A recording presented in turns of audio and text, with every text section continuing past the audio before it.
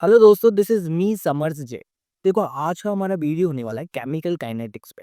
हर बार की तरह यार देखो, कॉन्सेप्ट तो देखेंगे ही और लास्ट 25 सालों के जितने भी क्वेश्चन है नीट के, वो भी हम बेहतरीन तरह से देखेंगे। तो बिना देरी के इस बेहतरीन वीडियो को अब देखो यार, हम स्क्रीन पे आ चुके हैं।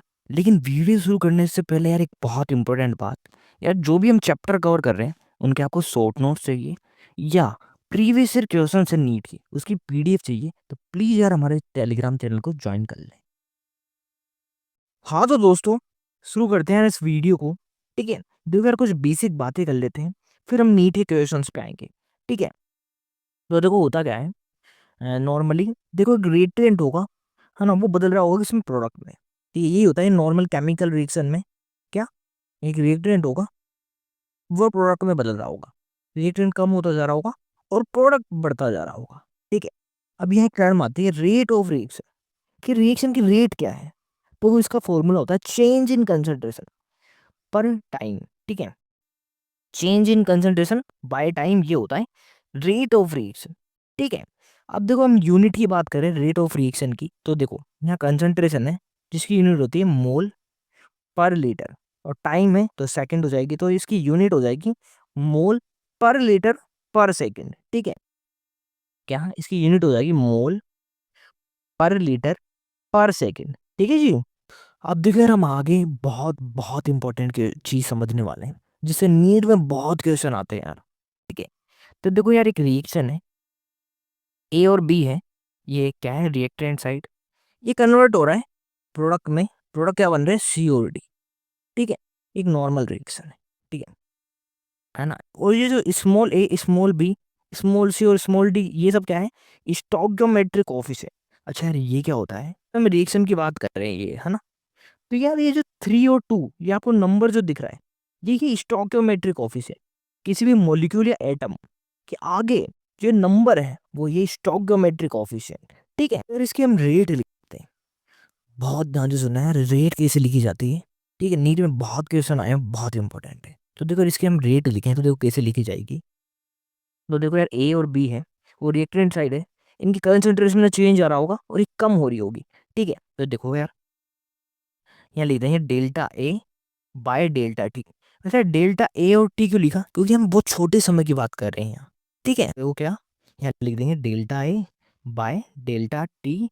और ये जो स्टोइकियोमेट्रिक कोएफिशिएंट है, ठीक है, जैसे यहाँ स्मॉल ए है, ठीक है, इसको कहाँ लिखते हैं 1/a, है ना। यहाँ ये जो स्टोइकियोमेट्रिक कोएफिशिएंट है वो कहाँ लिखेंगे यार, 1/, में लिखेंगे। ठीक है, जैसे यहाँ 1/स्मॉल a।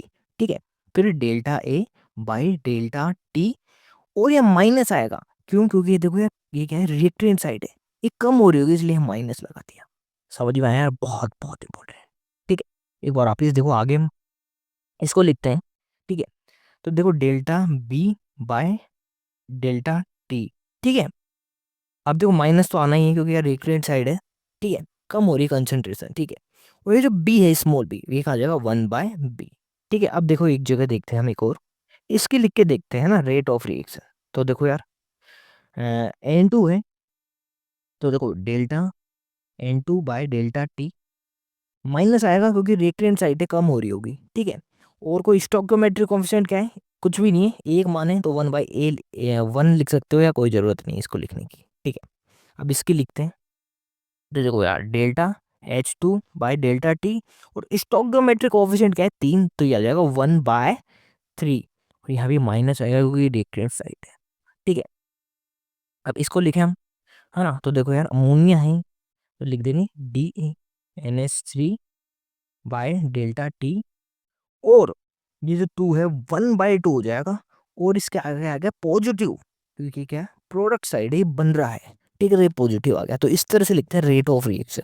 ठीक है, फिर यहाँ आगे भी देख लें, तो देखो ये जो प्रोडक्ट साइड है इसको हम लिखें तो देखो क्या आ जाएगा, डेल्टा सी कैपिटल वाला, डेल्टा टी, और स्टोइकियोमेट्रिक कोएफिशिएंट 1/स्मॉल सी। ठीक है, पॉजिटिव आ रहे हैं।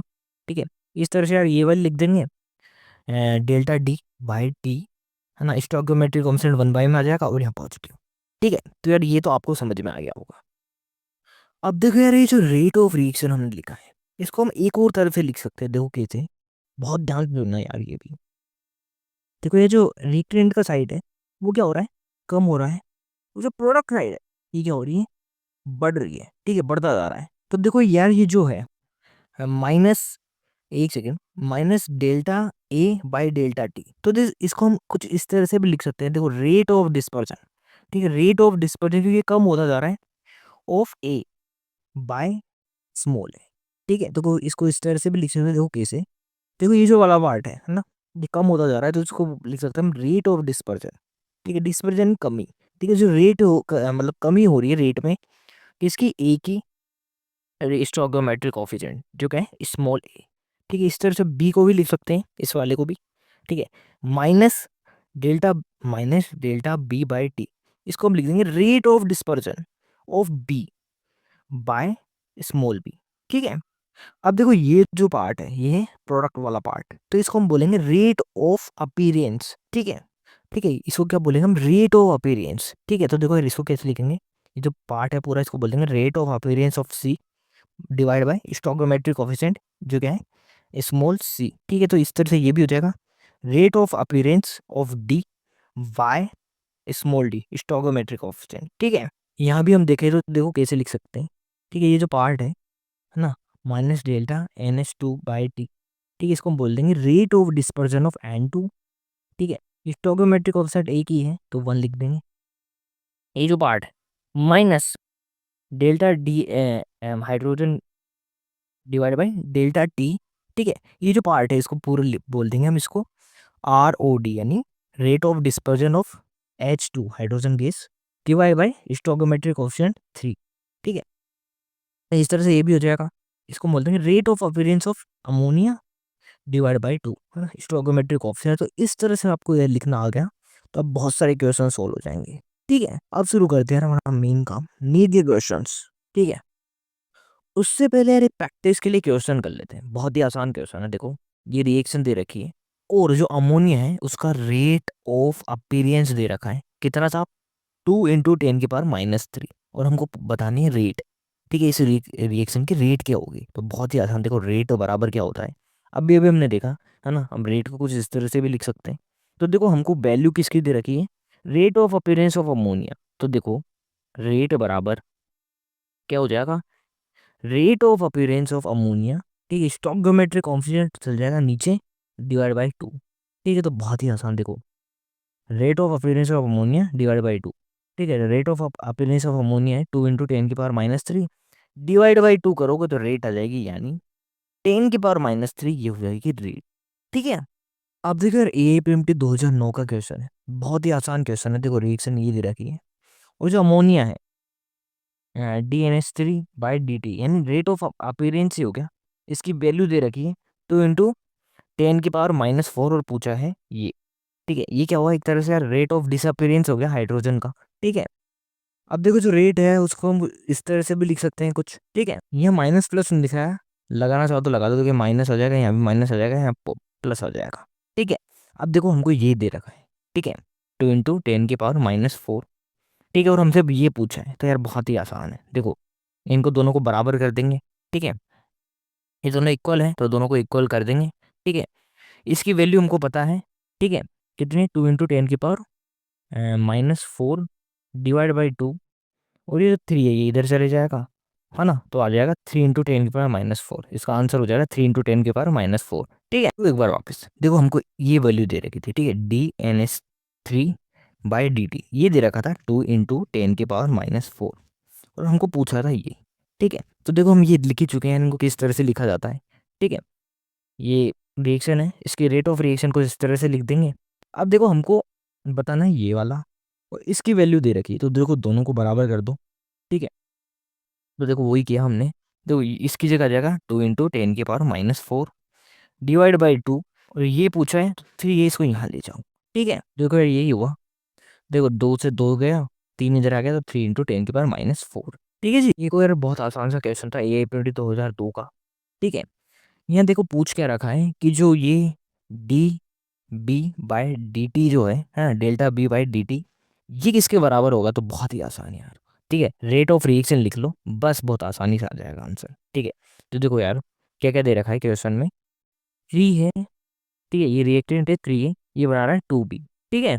देखो यार इसकी रेट ऑफ रिएक्शन क्या हो जाएगा, देखो dA/dt, ठीक है, इसमें चेंज हो रहा होगा dy/3, ठीक है, स्टोइकोमेट्रिक कोफिशिएंट डिवाइड हो जाते हैं, ये माइनस आएगा क्योंकि क्या देखो रिएक्टेंट है, ये कम हो रहा है तो ये माइनस हो जाएगा, ठीक है। फिर क्या होगा dB/dt 1/2, ठीक है, स्टोइकोमेट्रिक कोफिशिएंट नीचे चले जाएगा, ठीक है। अब देखो हमको ये पूछा है ये किसके बराबर होगा, तो देखो 2 इधर चल जाएगा, ठीक है, तो 2/3 dA/dt हो जाएगा, और dV बराबर हो जाएगा dB/dt के, और ये माइनस हो जाएगा, ठीक है, माइनस है ना तो माइनस आ जाएगा, ठीक है। तो यार आंसर क्या होगा, बी हो गया। ये हो गया बहुत ही आसान क्वेश्चन है AIPMT 2002 का, ठीक है। एक बार वापस बता देता हूँ, देखो हम इसकी रेट ऑफ रिएक्शन लिखेंगे, ठीक है, देखो ए में चेंज आ रहा है तो dA/dt 1/3, स्टोइकोमेट्रिक कोफिशिएंट नीचे आ जाएगा, इस तरह से dB/dt स्टोइकोमेट्रिक कोफिशिएंट नीचे आ जाएगा तो 1/2, ठीक है। हमको ये वैल्यू बतानी थी, तो ये देखो बी इधर आ जाएगा, 2/3 हो जाएगा ये, और माइनस, ठीक है, ये क्योंकि यार ये कम हो रहा है तो माइनस हो जाएगा, ठीक है। तो इसी तरह का क्वेश्चन देखो AIPMT 2009 का आया था, ठीक है। अगर इसकी रेट ऑफ रिएक्शन लिख लो, देखो एक सेकेंड हम लिखते हैं, देखो dA/dt, ठीक है, स्टोइकोमेट्रिक कोफिशिएंट नीचे जाएगा तो 1/2 माइनस, ठीक है, क्योंकि प्रोडक्ट सॉरी रिएक्टेंट साइड है कम हो रहा है, ठीक है, इस तरह से यार ये dB/dt, ठीक है, ये भी माइनस होगा इस तरह से, है ना, 1/3 dC/dt, यहाँ प्रोडक्ट साइड है तो पॉजिटिव होगा, ठीक है। डी को भी, है ना, dD/dt, तो ये हो जाएगा, ठीक है। अब देखो पहला वाला देखे क्या ये सही है, तो यार बिल्कुल ये तो गलत है, क्यों, देखो यार ये नेगेटिव आ रखा है, जबकि ये तो प्रोडक्ट साइड है तो पॉजिटिव होगा, तो पहला ही गलत हो गया। बाकी हम ये देखें तो बिल्कुल सही है, माइनस आएगा, ये भी सही है, ये भी सही है, पॉजिटिव ही आएगा, और ये भी सही है, देखो 1/2 हो गया है, ठीक है। तो यार बाकी सब तो सही है, ए गलत है, तो ये पूछा था कौन सा गलत है, तो यार ए वाला गलत है, ठीक है। देखो आप यहाँ देख सकते हो, देखो यार इसका स्टोइकोमेट्रिक कोफिशिएंट है 1/3, तो नीचे आ जाएगा dC/dt, और ये तो प्रोडक्ट साइड है तो यार ज़्यादा होगी, तो पॉजिटिव आएगा, नेगेटिव आ रखा था, ठीक है। यहाँ हम देखें तो यार देखो ये तो आसान है, dB/dt स्टोइकोमेट्रिक कोफिशिएंट 1 है तो 1 भी लगाओ तो कोई फर्क नहीं पड़ने वाला, या माइनस आ जाएगा क्योंकि रिएक्टेंट साइड है, ठीक है।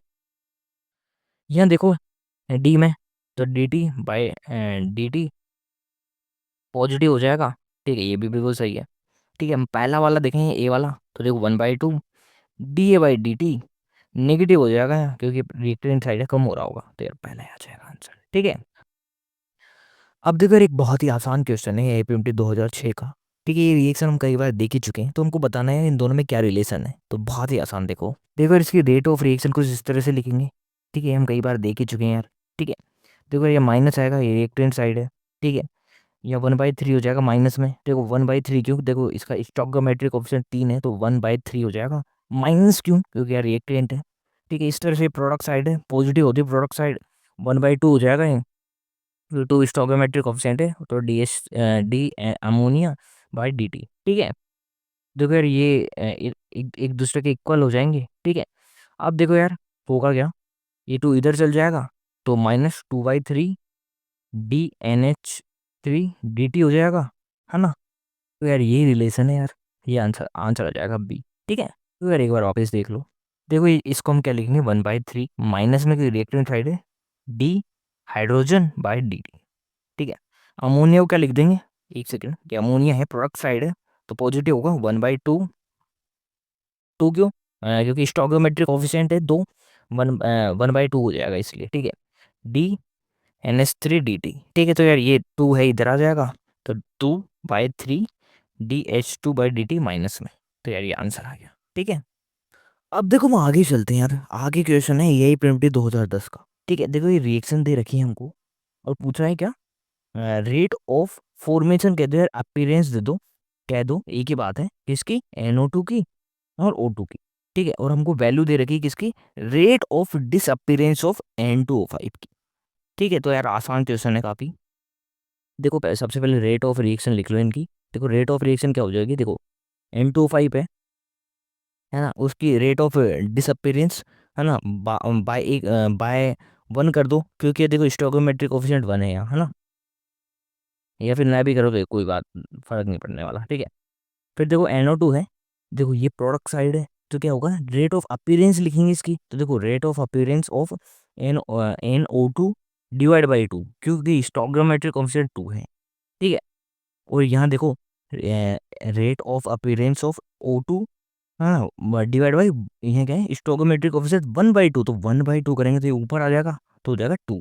ठीक है, यार अब तो बहुत आसान हो गया। देखो हमको क्या दे रखा है, rate of disappearance of N2O5। ठीक है, वो कितना है, देखो वो है 6.25 इंटू 10⁻³ ठीक है। तो देखो यार यहाँ वो लिख दो, एक सेकेंड, है ना, यहाँ वो लिख दो, बराबर कर दो इसके rate of appearance of NO2/2। तो देखो यहाँ से आ जाएगी अपनो rate of appearance of NO2। ठीक है, यहाँ जाएगा तो ये होगी 12.50 इंटू 10⁻³ ठीक है। तो यार ये भी लिख सकते हैं, है ना, 1.250 इंटू 10⁻²। ठीक है, और यहाँ ऑक्सीजन के भी निकालो, तो देखो यार यहाँ ये वैल्यू रख दो 6.25 इंटू 10⁻³ ये 2 इधर आ जाएगा, तो हो जाएगी हाफ इसकी 3.125 इंटू 10⁻³। तो दोनों की इस तरह से आ जाएगी। ठीक है, तो यार rate of appearance of O2 इस तरह से आ जाएगी। देखो इसकी वैल्यू हमने रख दी, 2 इधर गया और ये आ गया। ठीक है जी, अब देखो हम आगे चलते हैं यार।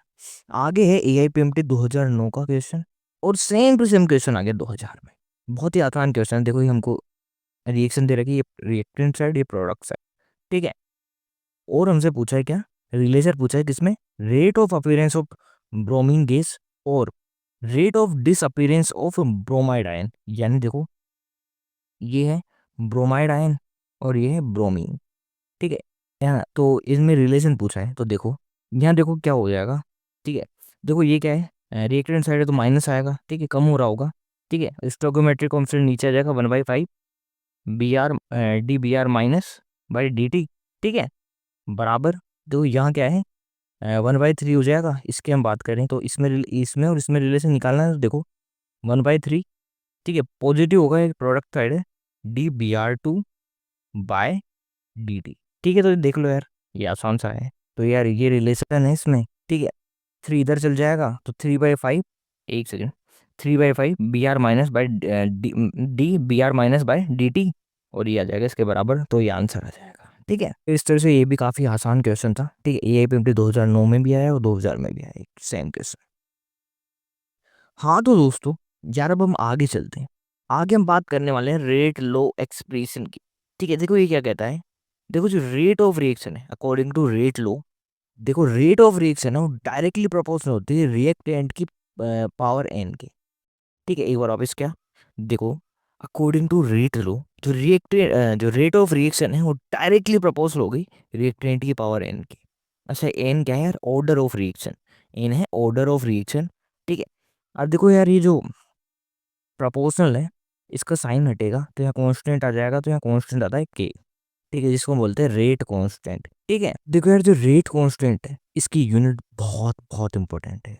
ठीक है, तो देखो यार जो रेट कांस्टेंट है इसकी यूनिट क्या होती है, मोल 1 - n, है ना, L n-1 सेकंड इनवर्स। ठीक है, अब देखो यार अगर ऑर्डर 0 हुआ, ठीक है, तो देखो k की यूनिट क्या हो जाएगी, देखो यहाँ 0 रख दो, मोल लीटर। ठीक है, यहाँ एक सॉरी 0 रखोगे तो क्या हो जाएगा, लीटर -1 सेकंड -1। ठीक है, तरह से यार अगर ऑर्डर 1 हुआ तो देखो यहाँ क्या होगा, यहाँ 1 आ जाएगा तो मोल की पावर से 0 होगी।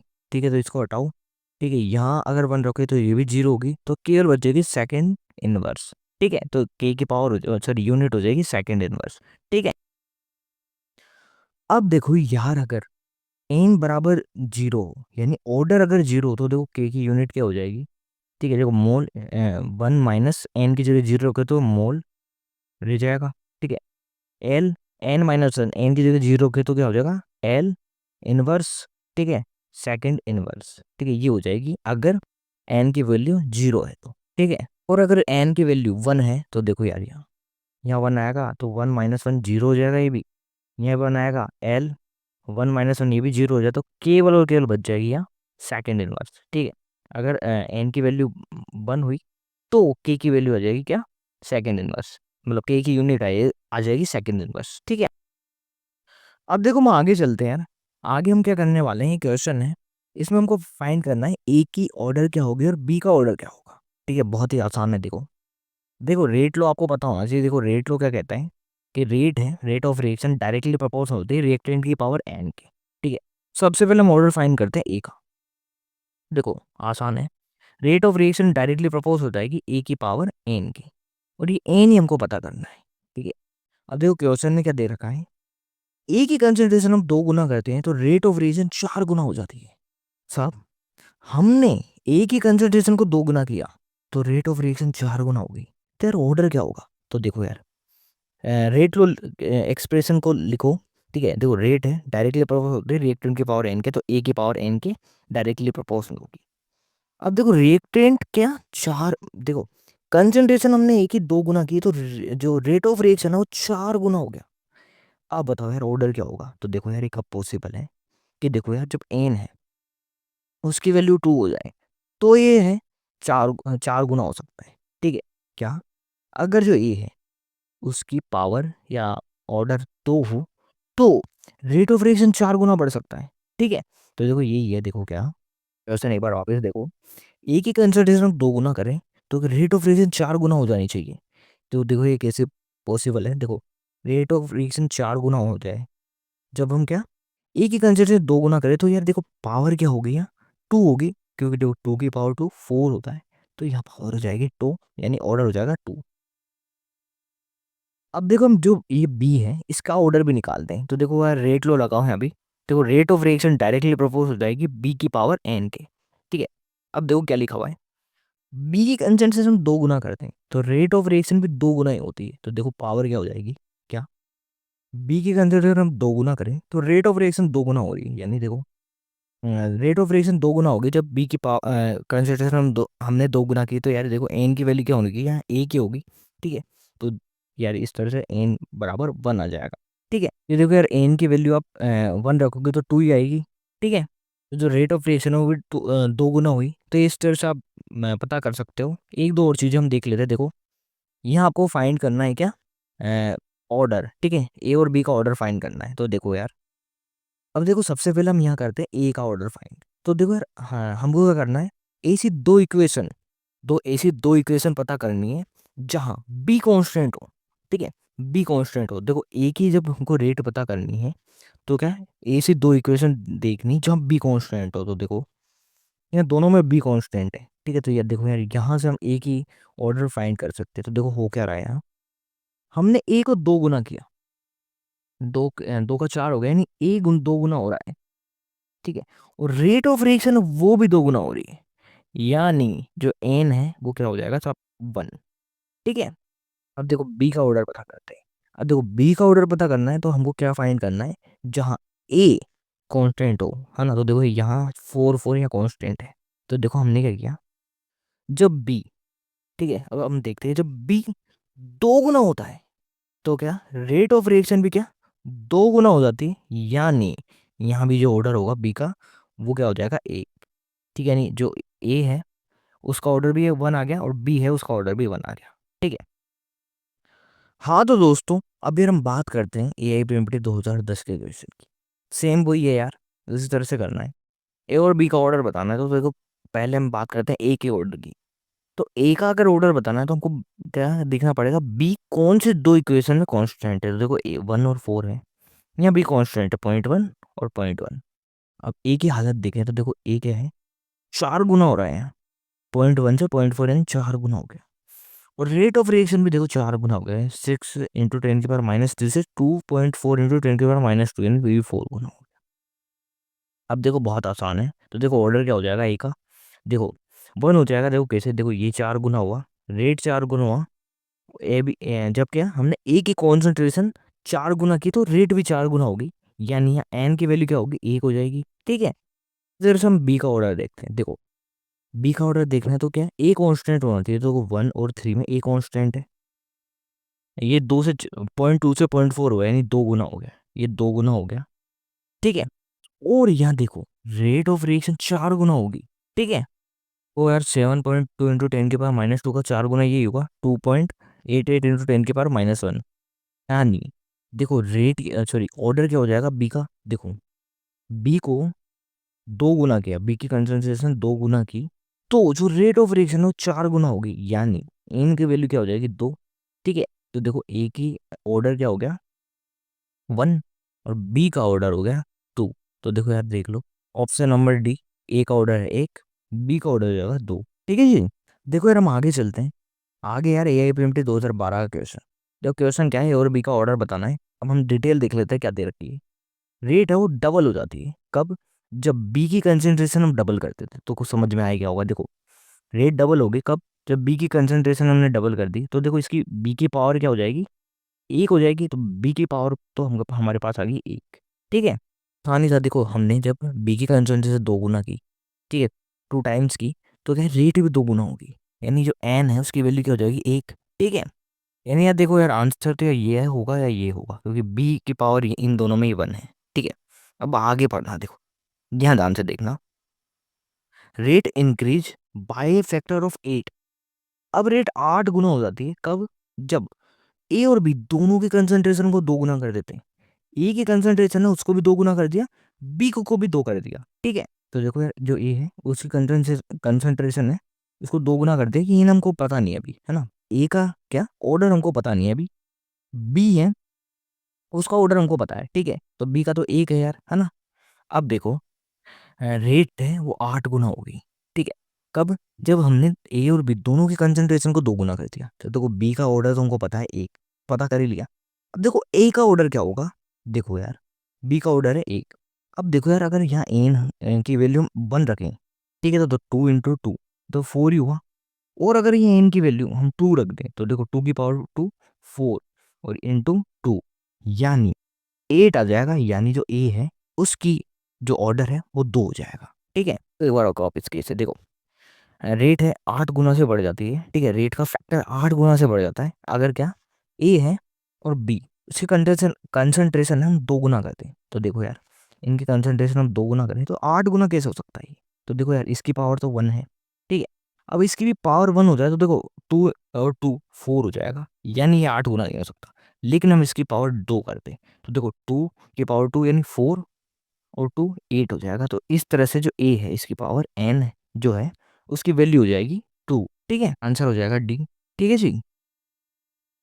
अब देखो हम बात करते हैं AIPMT 2005 के क्वेश्चन की। बहुत ही आसान क्वेश्चन है। देखो the rate of the reaction between two reactant A and B decrease by the factor of 1/4 if the concentration of the reactant B is double. तो ऑर्डर क्या होगा बी का? देखो बहुत ही आसान है। देखो यार क्या कह रखा है, जब बी को हमने दो गुना किया तो क्या हुआ, जो रेट है वो 1/4 होगी। ठीक है, देखो decrease by the factor of 4, तो इसका मतलब हुआ है 1/4 होगी। अब देखो यार ये एन की वैल्यू क्या होगी, अब बताओ साहब। तो देखो अगर हम एन की वैल्यू 1 रखें, तो देखो ये कभी पॉसिबल नहीं है कि 1/4 हो जाए। 2 रखें तो 4 हो जाएगा। ठीक है, -1 रखें तो 1/2 हो जाएगा। और -2 रखें तो 1/4 हो जाएगा, यानी एन की वैल्यू होगी -2। ठीक है, देखो 2 की पावर -2 यानी क्या होता है 1/4, तो देखो 1/4 ही है। तो देखो यार इस तरह से ये आंसर हो जाएगा बी। बहुत ही आसान क्वेश्चन था। तो एक और क्वेश्चन है AIPMT 2009 का। दो स्टेटमेंट है, ठीक है, इनको पढ़ते हैं, है ना, और हमको देखते हैं इससे हमको क्या पता चलता है ऑर्डर के बारे में। तो देखो क्या लिखा हुआ है, on doubling the initial concentration of A only, केवल ए की कंसंट्रेशन हमने दो गुना की तो क्या हुआ, रेट है वो भी दो गुना होगी। तो बहुत ही आसान, देखो रेट दो गुना हो जाती है। ठीक है, तो देखो ऑर्डर क्या हो जाएगा एन का, देखो ए की कंसिडरेशन में दो गुना की, रेट भी दो गुना होगी तो एन बराबर 1 आ जाएगा। ठीक है, ए का ऑर्डर हो जाएगा एक। ठीक है, ए का ऑर्डर हमारे पास आ गया 1। ठीक है, अब देखो अगला वाला बहुत आसान है, पहले भी कर चुके हैं same to same. On doubling the initial concentration of both A और बी, ए और बी दोनों की कंसंट्रेशन डबल कर दी तो क्या हुआ, फैक्टर 8 से 8 गुना हो गई रेट। तो देखो 8 2 ए, इसकी पावर क्या है 1, तो ये तो 1 आ जाएगा। बी को भी हमने डबल किया है, इसकी पावर क्या होगी ये हमको नहीं पता। ठीक है, देखो दोनों को कंसंट्रेशन हम डबल कर दी, अब रेट 8 गुना से बढ़ गई। तो देखो ऐसा कैसा पॉसिबल है, तो देखो यार ए की जो पावर है वो तो हमको पता है 1 है, बी की पावर क्या होगी, तो यार 2 ही होगी, तभी ये 8 आ सकता है। देखो 2, इसकी पावर 2, ये 4 हो गया, यानी 8 हो गया। तो यार ये सही है। देखो ए की पावर आ गई 1, बी की पावर आ गई 2, तो देख लो ए की पावर 1 होनी चाहिए, बी की पावर 2 होनी चाहिए, तो डी आंसर। ठीक है जी। हाँ तो दोस्तों अब यार हम बात करते हैं AIPMT 2008 के क्वेश्चन की। ठीक है, AIPMT 2008 के क्वेश्चन की बात करने जा रहे हैं। थोड़ा सा मुश्किल क्वेश्चन था, लेकिन इसको एलिमिनेशन से हम करेंगे, बहुत ही आसानी से हो जाएगा। ठीक है, देखो यार इन तीनों का ऑर्डर हमको बताना है, ठीक है, इन तीनों का ऑर्डर हमको बताना है। अब देखो हम क्या करते हैं, सबसे पहले देखो ये एक सेकंड, ये रेट दे रखी है और तीनों का ऑर्डर बताना है। अब हम क्या करते हैं, सबसे पहले क्या करते हैं, ये जो एच प्लस है इसका ऑर्डर निकाल लेते हैं, क्योंकि इसको निकालना बहुत आसान है। देखो कैसे, अब देखो एच प्लस का ऑर्डर निकालना है तो हमको ये देखना पड़ेगा कि बाकी ये जो दोनों है ये कांस्टेंट होने चाहिए यार किसी इक्वेशन में। तो देखो ये कहाँ हो रहा है, दूसरी तीसरी इक्वेशन देखे देखो ये भी कांस्टेंट ये भी कांस्टेंट, केवल एच प्लस दो गुना हो रहा है, ठीक है। अब देखो हम यहाँ देखें दूसरी और तीसरी इक्वेशन में, तो देखो रेट है वो भी दो गुना हो रही है, यानी एच प्लस का तो बहुत आसानी से आ गया ऑर्डर क्या, 1। देखो एक बार कैसे, देखो हमने क्या किया, एच प्लस का ऑर्डर बताया तो हमको क्या चाहिए यार, दोनों ऐसी इक्वेशन हो ये दोनों कांस्टेंट हो। तो देखो यहाँ दोनों कांस्टेंट है, ठीक है, ये दो गुना हो रहा है और यहाँ ये भी दो गुना हो रहा है, यानी एच प्लस का ऑर्डर तो क्या हो गया 1। अब देखो यार पहली और दूसरी इक्वेशन देखो, ठीक है, यहाँ ये भी कांस्टेंट और ये भी कांस्टेंट है, यानी Br2 का ऑर्डर पता किया जा सकता है। तो देखो हो क्या रहा है, ये दो गुना हो रहा है, और देखो रेट इस पे कोई इफेक्ट नहीं पड़ रहा, क्या साहब, Br2 तो दो गुना हो गया, लेकिन जो रेट है उस पर कोई इफेक्ट नहीं पड़ा, यानी जो Br2 है इसकी ऑर्डर 0 है, ठीक है। फाइनली हमारे पास क्या आता है, जो H प्लस है उसका ऑर्डर है 1 और Br2 है इसका ऑर्डर है 0। तो देखो क्वेश्चन ही खत्म हो जाता है। कैसे, B को देखो यहाँ 1 है, ये नहीं हो सकता, Br2 का ऑर्डर 1 है यहाँ, ये कभी नहीं हो सकता। C में भी Br2 का ऑर्डर 1 है, ये भी नहीं हो सकता। D में भी देखो Br2 का ऑर्डर 1 है, ये भी नहीं हो सकता, क्योंकि यार ये Br2 का ऑर्डर तो 0 है, तो बचता एक ही है 1। वो आंसर क्या हो जाएगा, ऑप्शन नंबर 1 ए इसका आंसर हो जाएगा, ठीक है। अब यार हम आगे चलते हैं, बहुत ही आसान क्वेश्चन जल्द अभी आया हुआ है नीट 2023 में। देखो क्या है क्वेश्चन, ये दे रखा है क्या, रेट बराबर के ए की पावर 2 और बी की पावर 1, ठीक है। अब देखो आगे ये कह रखा है कि जो इनिशियल कंसंट्रेशन है बी की वो ट्रिपल कर दी जाती है, जबकि ए की कंसंट्रेशन कांस्टेंट रहती है, तो रेट क्या होगी। तो बहुत ही आसान, देखो हमने क्या किया, बी की कंसंट्रेशन क्या कही, कांस्टेंट रखी, ठीक है, और ए है उसकी कंसंट्रेशन ट्रिपल कर दी, और देखो इसकी ऑर्डर भी हमको दे ही रखा है 2 है, तो देखो क्या होगा 9, 9 टाइम बढ़ जाएगी, ठीक है रेट। तो फिर यहाँ से देखो, देखो ए है इसकी कंसंट्रेशन हमने क्या कर दी 3 गुना कर दी, बी की कंसंट्रेशन पे कोई चेंज नहीं किया, तो देखो ए की कंसंट्रेशन 3 गुना की, ऑर्डर पहले से दे रखा है 2, ठीक है, तो देखो 9 हो जाएगा, ठीक है। तो यार जो इनिशियल रेट है वो भी 9 गुना बढ़ जाएगी, ठीक है। यार ये आ जाएगा first, increase by the factor of 9, ठीक है जी। तो ये हो गया नीट 2023 का क्वेश्चन। अब देखो एक क्वेश्चन था 2011 का, AIPMT 2011 का, हमको बताना था यार ऑर्डर के बारे में कौन सा स्टेटमेंट इनकरेक्ट है। देखो बहुत ही आसान है, आप यार सी वाला देखो तो यहाँ पे लिखा हुआ है order of the reaction is always whole number. क्या, ये जो ऑर्डर है रिएक्शन का वो ऑलवेज होल नंबर होगा, ऐसा नहीं है। देखो ऑर्डर है वो 0 भी हो सकता है, ठीक है, 0.5 भी हो सकता है, तो 1 भी हो सकता है, 1.5 भी हो सकता है, ये गलत हो गया। बाकी आप पढ़ो तो यार देखो बाकी सब सही है। देखो क्या ऑर्डर है वो उसका स्टोइकोमेट्रिक कोफिशिएंट है, उससे कोई लेना देना नहीं होता, ठीक है, तो वही लिखा हुआ है देखो, order is not influenced by the stoichiometric coefficient of the reactant, ठीक है। लेकिन यार एक बात जरूर याद रखना, क्या, अगर रिएक्शन एलिमेंट्री हो यानी सिंगल स्टेप में खत्म हो रही हो, तो क्या होता है, देखो जो स्टोइकोमेट्रिक कोफिशिएंट है वही ऑर्डर हो जाता है, ठीक है। फिर यहाँ हम देखें तो देखो स्टोइकोमेट्रिक कोफिशिएंट क्या था, स्मॉल ए था, है ना, कैपिटल ए का, तो देखो स्मॉल ए ऑर्डर हो गया इसका, ठीक है। रिएक्शन लेकिन एलिमेंट्री होनी चाहिए, ध्यान रखना, यानी सिंगल स्टेप में खत्म होनी चाहिए, ठीक है। और देखो कैपिटल बी है, उसका ऑर्डर क्या होगा, स्मॉल बी होगा, क्योंकि ये रिएक्शन एलिमेंट्री है, ठीक है। देखो जो स्टोइकोमेट्रिक कोएफिशिएंट है वही ऑर्डर हो जाता है, ठीक है। लेकिन देखो यार एलिमेंट्री रिएक्शन की तो बात की नहीं गई, ठीक है, तो ये सही होगा, ठीक है। और देखो एक और, order can be determine only by experimental, ठीक है। देखो थ्योरेटिकली ऑर्डर को डिफाइन नहीं किया जा सकता, एक्सपेरिमेंटली किया जा सकता है, ये भी सही है। देखो यार सेकंड स्टेटमेंट पढ़े तो देखो ऑर्डर क्या होता है, जो रिएक्टेंट है ना, जो रिएक्टेंट है उसकी पावर का सम होता है। तो देखो जैसे ये एक रिएक्शन है, ए और बी क्या है, रिएक्टेंट, ठीक है। तो इस पूरी रिएक्शन का ऑर्डर क्या हो जाएगा, ए का ऑर्डर प्लस बी का ऑर्डर। तो देखो ए का ऑर्डर क्या है 2, ठीक है, और बी का है 1, तो पूरी पूरी रिएक्शन का ऑर्डर क्या हो जाएगा 3, ठीक है। तो यार ये होता है, देखो ये लिखा हुआ है, the order of the reaction is sum of the power to the concentration term of the reactant to express the rate of the reaction, ठीक है। देखो एक और क्वेश्चन है AIPMT 2007 का, ठीक है, ये रिएक्शन है, ठीक है, ये कॉम्प्लेक्स रिएक्शन है, काफ़ी सारी है स्टेप्स में ये हुई है। तो देखो यार एक बात ध्यान रखना बहुत इंपॉर्टेंट, देखो जो स्लोएस्ट स्टेप होती है, ठीक है, देखो यार जो रिएक्शन है उसके जो स्लोएस्ट स्टेप है वही क्या होती है, RDX, रेट डिटरमाइनिंग स्टेप। आपने पहले भी कई बार पढ़ा होगा, ठीक है। वापस देखो यार, ये एक रिएक्शन थी, अब ये कॉम्प्लेक्स रिएक्शन है, बहुत सारी स्टेप्स में हुई है ये, ठीक है। अब देखो यार यहाँ क्या होता है, जो सबसे स्लो स्टेप होता है वही क्या होता है, रेट डिटरमाइनिंग स्टेप यानी RDX। देखो यहाँ सबसे स्लो क्या है, ये वाला, ठीक है। तो यार यही रेट डिटरमाइनिंग स्टेप हो जाएगा, यानी आंसर हो जाएगा बी, यही पूछ रहा है, ठीक है। हाँ तो दोस्तों यार अब हम आगे चलते हैं, आगे हम बात करने वाले हैं जीरो ऑर्डर और फर्स्ट ऑर्डर की। देखो यार बहुत बहुत इंपॉर्टेंट है दोनों, ठीक है। सबसे ज्यादा क्वेश्चन नीट में केमिकल काइनेटिक्स से यहीं से आते हैं, ठीक है। तो यार सबसे पहले हम बात कर लेते हैं जीरो ऑर्डर की, ठीक है। देखो नाम से ही पता चल रहा है, देखो रिएक्टेंट है तो उसका ऑर्डर क्या होगा, जीरो होगा, ठीक है। देखो रेट लो लिखे हम, तो देखो ये रिएक्टेंट है, प्रोडक्ट है, रिएक्टेंट प्रोडक्ट में बदल रहा होगा, ठीक है।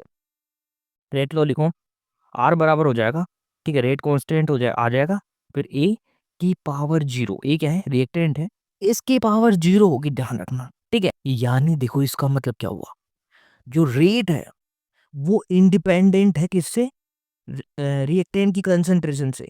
यानी रेट पर जो रिएक्टेंट की कंसंट्रेशन है उसका कोई भी इफेक्ट नहीं है, ठीक है। यानी हम कंसंट्रेशन कितनी भी बढ़ाएं, रेट नहीं बदलने वाली। देखो इसका ग्राफ भी एक, देखो ये रेट है और ये कंसंट्रेशन है, ठीक है। जीरो ऑर्डर में हम रेट और कंसंट्रेशन का ग्राफ ग्राफ बनाएं तो देखो कंसंट्रेशन कितनी भी कर दो, रेट वो की वही रहने वाली है। मान लो रेट है 10, अब देखो कंसंट्रेशन हम कितनी बढ़ा देता है, 2 4 6, रेट वो की वही रहने वाली, क्योंकि देखो यार जो कंसंट्रेशन है, ठीक है, उसका रेट पे कोई इफेक्ट ही नहीं है। तो देखो यही है यार जीरो ऑर्डर, ठीक है। तो देखो जो रेट है वो इंडिपेंडेंट है किससे, रिएक्टेंट की कंसंट्रेशन से। यानी रिएक्टेंट की कंसंट्रेशन को हम कितनी भी कम या ज़्यादा करें, रेट पे कोई इसका इफेक्ट नहीं पड़ने वाला, ठीक है। अब देखो एक और इम्पोर्टेंट फॉर्मूला आता है क्या, सी टी बराबर सी नोट बाय के टी। अच्छा सी टी क्या है, देखो जो टी समय के बाद रिएक्टेंट की कंसंट्रेशन है, और सी नोट, ठीक है, टी जीरो पे, यानी इनिशियली जितनी कंसंट्रेशन थी रिएक्टेंट की वो है। तो देखो हम समझते हैं थोड़ा इसे, देखो यार जब रिएक्शन स्टार्ट होगी तो देखो रिएक्टेंट ही होगा पूरा का पूरा, प्रोडक्ट अभी तक बना नहीं होगा, तो यहाँ जीरो है ना। मान लेते हैं यार 10 है, रिएक्टेंट की कंसंट्रेशन 10 है, यहाँ प्रोडक्ट जीरो है। अब दो मतलब टी समय के बाद मान लेते हैं यार जैसे 2 सेकंड हो गए, अब 2 सेकंड के बाद क्या होगा, देखो रिएक्शन होगी, प्रोडक्ट बनने लगेगा, तो देखो रिएक्टेंट कम होएगा, प्रोडक्ट बनने लगेगा, ठीक है। यही फॉर्मूला आता है देखो, सी टी यानी टी समय के बाद, ठीक है, रिएक्टेंट की कंसंट्रेशन बराबर सी नोट, यानी इनिशियल जो कंसंट्रेशन थी रिएक्टेंट की, माइनस के टी, ठीक है। अब देखो इसका ग्राफ बनाए तो देखो देखो ये बच जाएगा, ये हो जाएगा वाई, ठीक है, सी टी आ जाएगा वाई पे, मतलब देखो टी समय के बाद कंसंट्रेशन है उसको हमने वाई पे ले लिया, ठीक है, टाइम नेक्स्ट पे आ गया, ठीक है। और देखो के क्या हो गया, स्लोप होगी, ठीक है, नेगेटिव है तो स्लोप देखो नेगेटिव है, और सी नोट, ठीक है, सी नोट क्या है साहब, ये है इंटरसेप्ट, वाई का इंटरसेप्ट है, ठीक है। अगर इस तरह से ग्राफ प्लॉट कर लेंगे हम, वाई एक्सिस पे आ गया सी टी, ठीक है, ये हो गया क्या, इंटरसेप्ट, ठीक है, एम एक्स, ठीक है, एम क्या है यहाँ, स्लोप जो कि है माइनस की, और एक्स पे आ गया टाइम, ठीक है। तो यार देखो इस तरह से ये ग्राफ आ जाएगा, देखो स्लोप क्या है, नेगेटिव, तो देखो नेगेटिव हो जाएगी स्लोप, और ये आ जाएगा इंटरसेप्ट जो क्या है सी नोट, ठीक है जी। अब देखो यार हम बात करते हैं, ठीक है, T1/2 की, टी हाफ की। तो टी हाफ का मतलब क्या होता है, ठीक है, वह टाइम जब जो कंसंट्रेशन है वो हाफ हो जाए, इनिशियल कंसंट्रेशन क्या हाफ हो जाए। जैसे मान लो यार शुरू में जो रिएक्टेंट है वो 10 था, ठीक है, रिएक्शन होगी और ये जब 5 रह जाए उस समय का टाइम को हम बोलते हैं टी हाफ, यानी जो इनिशियल कंसंट्रेशन है रिएक्टेंट की वो हाफ होगी, ठीक है। मान लो यार इसको हम सी नोट मान लें, ठीक है, तो टी हाफ पे कंसंट्रेशन क्या रह जाएगी, C0/2, ठीक है, आधी रह जाएगी, ठीक है, वो टाइम हो गया टी हाफ, ठीक है। तो यार उसका क्या रिलेशन आता है, देखो टी C/T, यानी देखो हम बात करें टी हाफ पे, यानी जो कंसंट्रेशन है वो हाफ हो चुकी है, तो C0/2 लिख देंगे यहाँ, है ना, सी नोट और के, और यहाँ टी है वो क्या है टी हाफ, यानी देखो कंसंट्रेशन है वो हाफ हो चुकी है। तो देखो यहाँ वैल्यू क्या निकल के आएगी, तो देखो यार ये हम सॉल्व करेंगे, ठीक है, तो ये आ जाएगा टी हाफ की value C naught by 2k। ठीक है, इसको आप सोल्व कर लेना, आ जाएगी क्या C naught by 2k T half की वैल्यू। ठीक है, वो निकाल के भी देख लेते हैं। ठीक है, टी हाफ का मतलब क्या समझ में आ गया, जब कंसंट्रेशन हाफ हो जाए। तो देखो टी हाफ पे कंसंट्रेशन हाफ हो गई होगी। ठीक है, देखो कंसंट्रेशन सी नोट बाई 2 कर दी, सी नोट इनिशियल थी के बाई टी।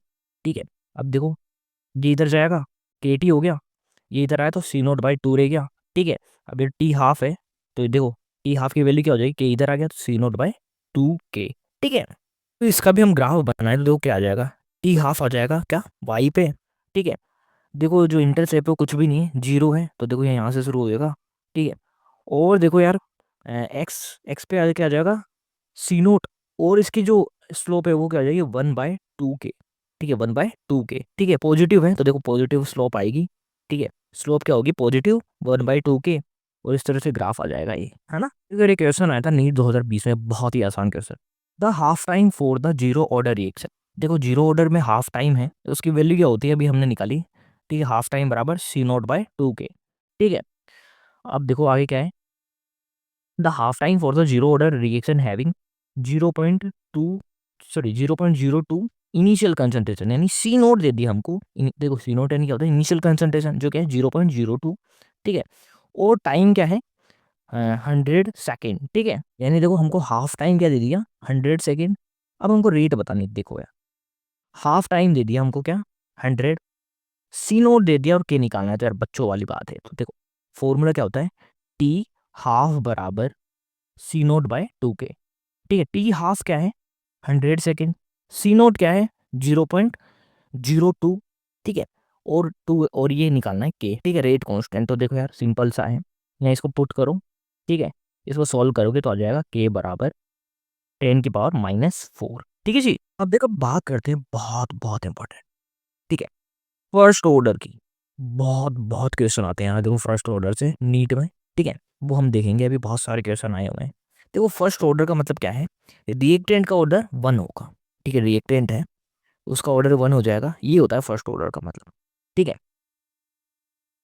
देखो यार ये जो दोनों ही फॉर्मूले हैं बहुत बहुत इंपॉर्टेंट है फर्स्ट ऑर्डर के लिए। देखो पहला क्या है, के टी बराबर 2.303 log C naught by C T. C T क्या है यार, टी समय के बाद क्या कंसंट्रेशन हुई।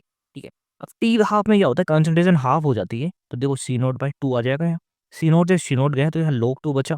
ठीक है, और ये बचा 2.303, तो 2.303 इंटू 0.3।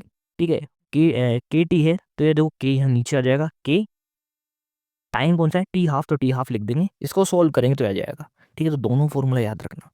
और देखो यहाँ से आपको एक बात समझ में आ रही होगी, जो टी हाफ है वो कंसंट्रेशन पर डिपेंड नहीं करता, यहाँ कोई कंसंट्रेशन पर डिपेंडेंसी का कोई साइन नहीं है। ठीक है, यहाँ देखो केवल क्या है टी हाफ बराबर 0.693/k, कंसंट्रेशन वगैरह कुछ नहीं है। तो टी हाफ कंसंट्रेशन पर डिपेंड नहीं करता है, किसमें फर्स्ट ऑर्डर में। बहुत बहुत इंपॉर्टेंट बात हो जाती है यार ये, हाँ इसीलिए देखो अगर टी हाफ और कंसंट्रेशन का ग्राफ बनाए तो बिल्कुल सीधी लाइन आती है। कंसंट्रेशन हम कितने भी कर लें, टी हाफ भाई वो की वही रहने वाला है। ठीक है, अब देखो यहाँ भी हम एक ग्राफ प्लॉट करते हैं। ठीक है, तो फॉर्मूला क्या था, K T L N C naught by C T. ठीक है, देखो यार एल एन को जब हम हटाते हैं तो आ जाता है लोग। ठीक है, और उसके आगे लगाते हैं 2.303 से मल्टीप्लाई कर देते हैं। ठीक है, तो यहाँ एल एन हमने लिख रखा है। ठीक है, देखो यार एल एन को हम लॉग में कन्वर्ट करते हैं तो देखो क्या आ जाएगा 2.303 लॉग। ठीक है, ये होता है। ठीक है जी, अब देखो ग्राफ प्लॉट कर लेते हैं। ठीक है, देखो ये यहाँ एल एन सी टी बराबर हो जाएगा L N C naught by K T. ठीक है, यहाँ देखो एल एन सी टी हो जाएगा क्या वाई एक्सेस, टी पे टी आ जाएगा एक्स एक्सेस पे, के क्या हो जाएगा स्लोप हो जाएगा, और ये एल एन सी नोट क्या हो जाएगा इंटरसेप्ट, है ना। तो यार कुछ इस तरह से ग्राफ ग्राफ फ्लोट हो जाएगा, ये भी याद रखना है यार, एग्जाम्स में आता है ये, है ना। अब देखो यार एक बहुत ही आसान question, A I P M T 2015 का क्वेश्चन क्या है, when initial concentration of the reactant is double. ठीक है, हमने क्या किया इनिशियल कंसंट्रेशन को डबल कर दिया, लेकिन जो टी हाफ है या तो हाफ टाइम है उस पर कोई इफेक्ट नहीं पड़ रहा।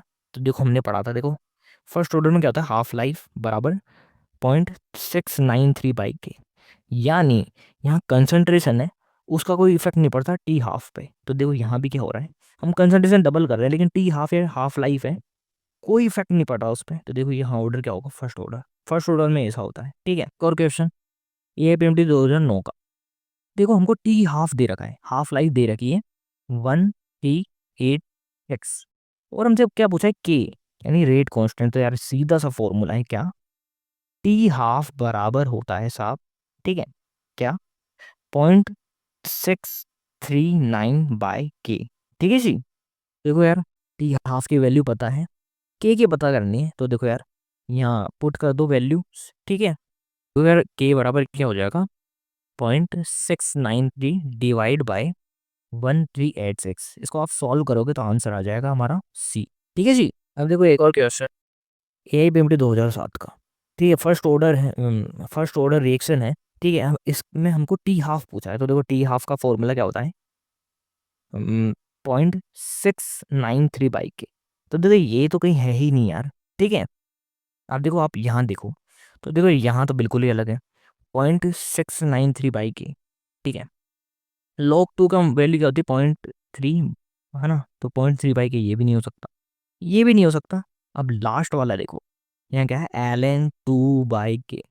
अच्छा ln2 की वैल्यू क्या होती है, ठीक है। ln को पहले log में कन्वर्ट करो, तो 2.303 log 2/k, और log 2 की वैल्यू क्या होती है, 0.3, ठीक है। log 2 की वैल्यू क्या होती है, 0.3। तो देखो 2.303 को मल्टीप्लाई करोगे 0.3 से, तो क्या आएगा, 0.693/k, यानी यही होती है टी हाफ की वैल्यू। तो आंसर यही हो जाएगा, एक बार ऑप्शन देखिए, है ना। तो यार ln2 है, इसकी वैल्यू क्या होती है, देखो ln2 है, उसको हम log 2 में कन्वर्ट करेंगे तो 2.303 आ जाएगा, और log 2 की वैल्यू है 0.3, तो आप इसको मल्टीप्लाई करोगे तो क्या आ जाएगा, 0.693, ठीक है। 0.693/k, तो यही होती है टी हाफ की वैल्यू, तो आंसर ये होगा, ठीक है। यार एक और बहुत आसान क्वेश्चन, ये पीएमटी 2005 का, ठीक है। टी हाफ पूछा है, टी हाफ का फॉर्मूला क्या होता है, टी हाफ बराबर 0.693/k।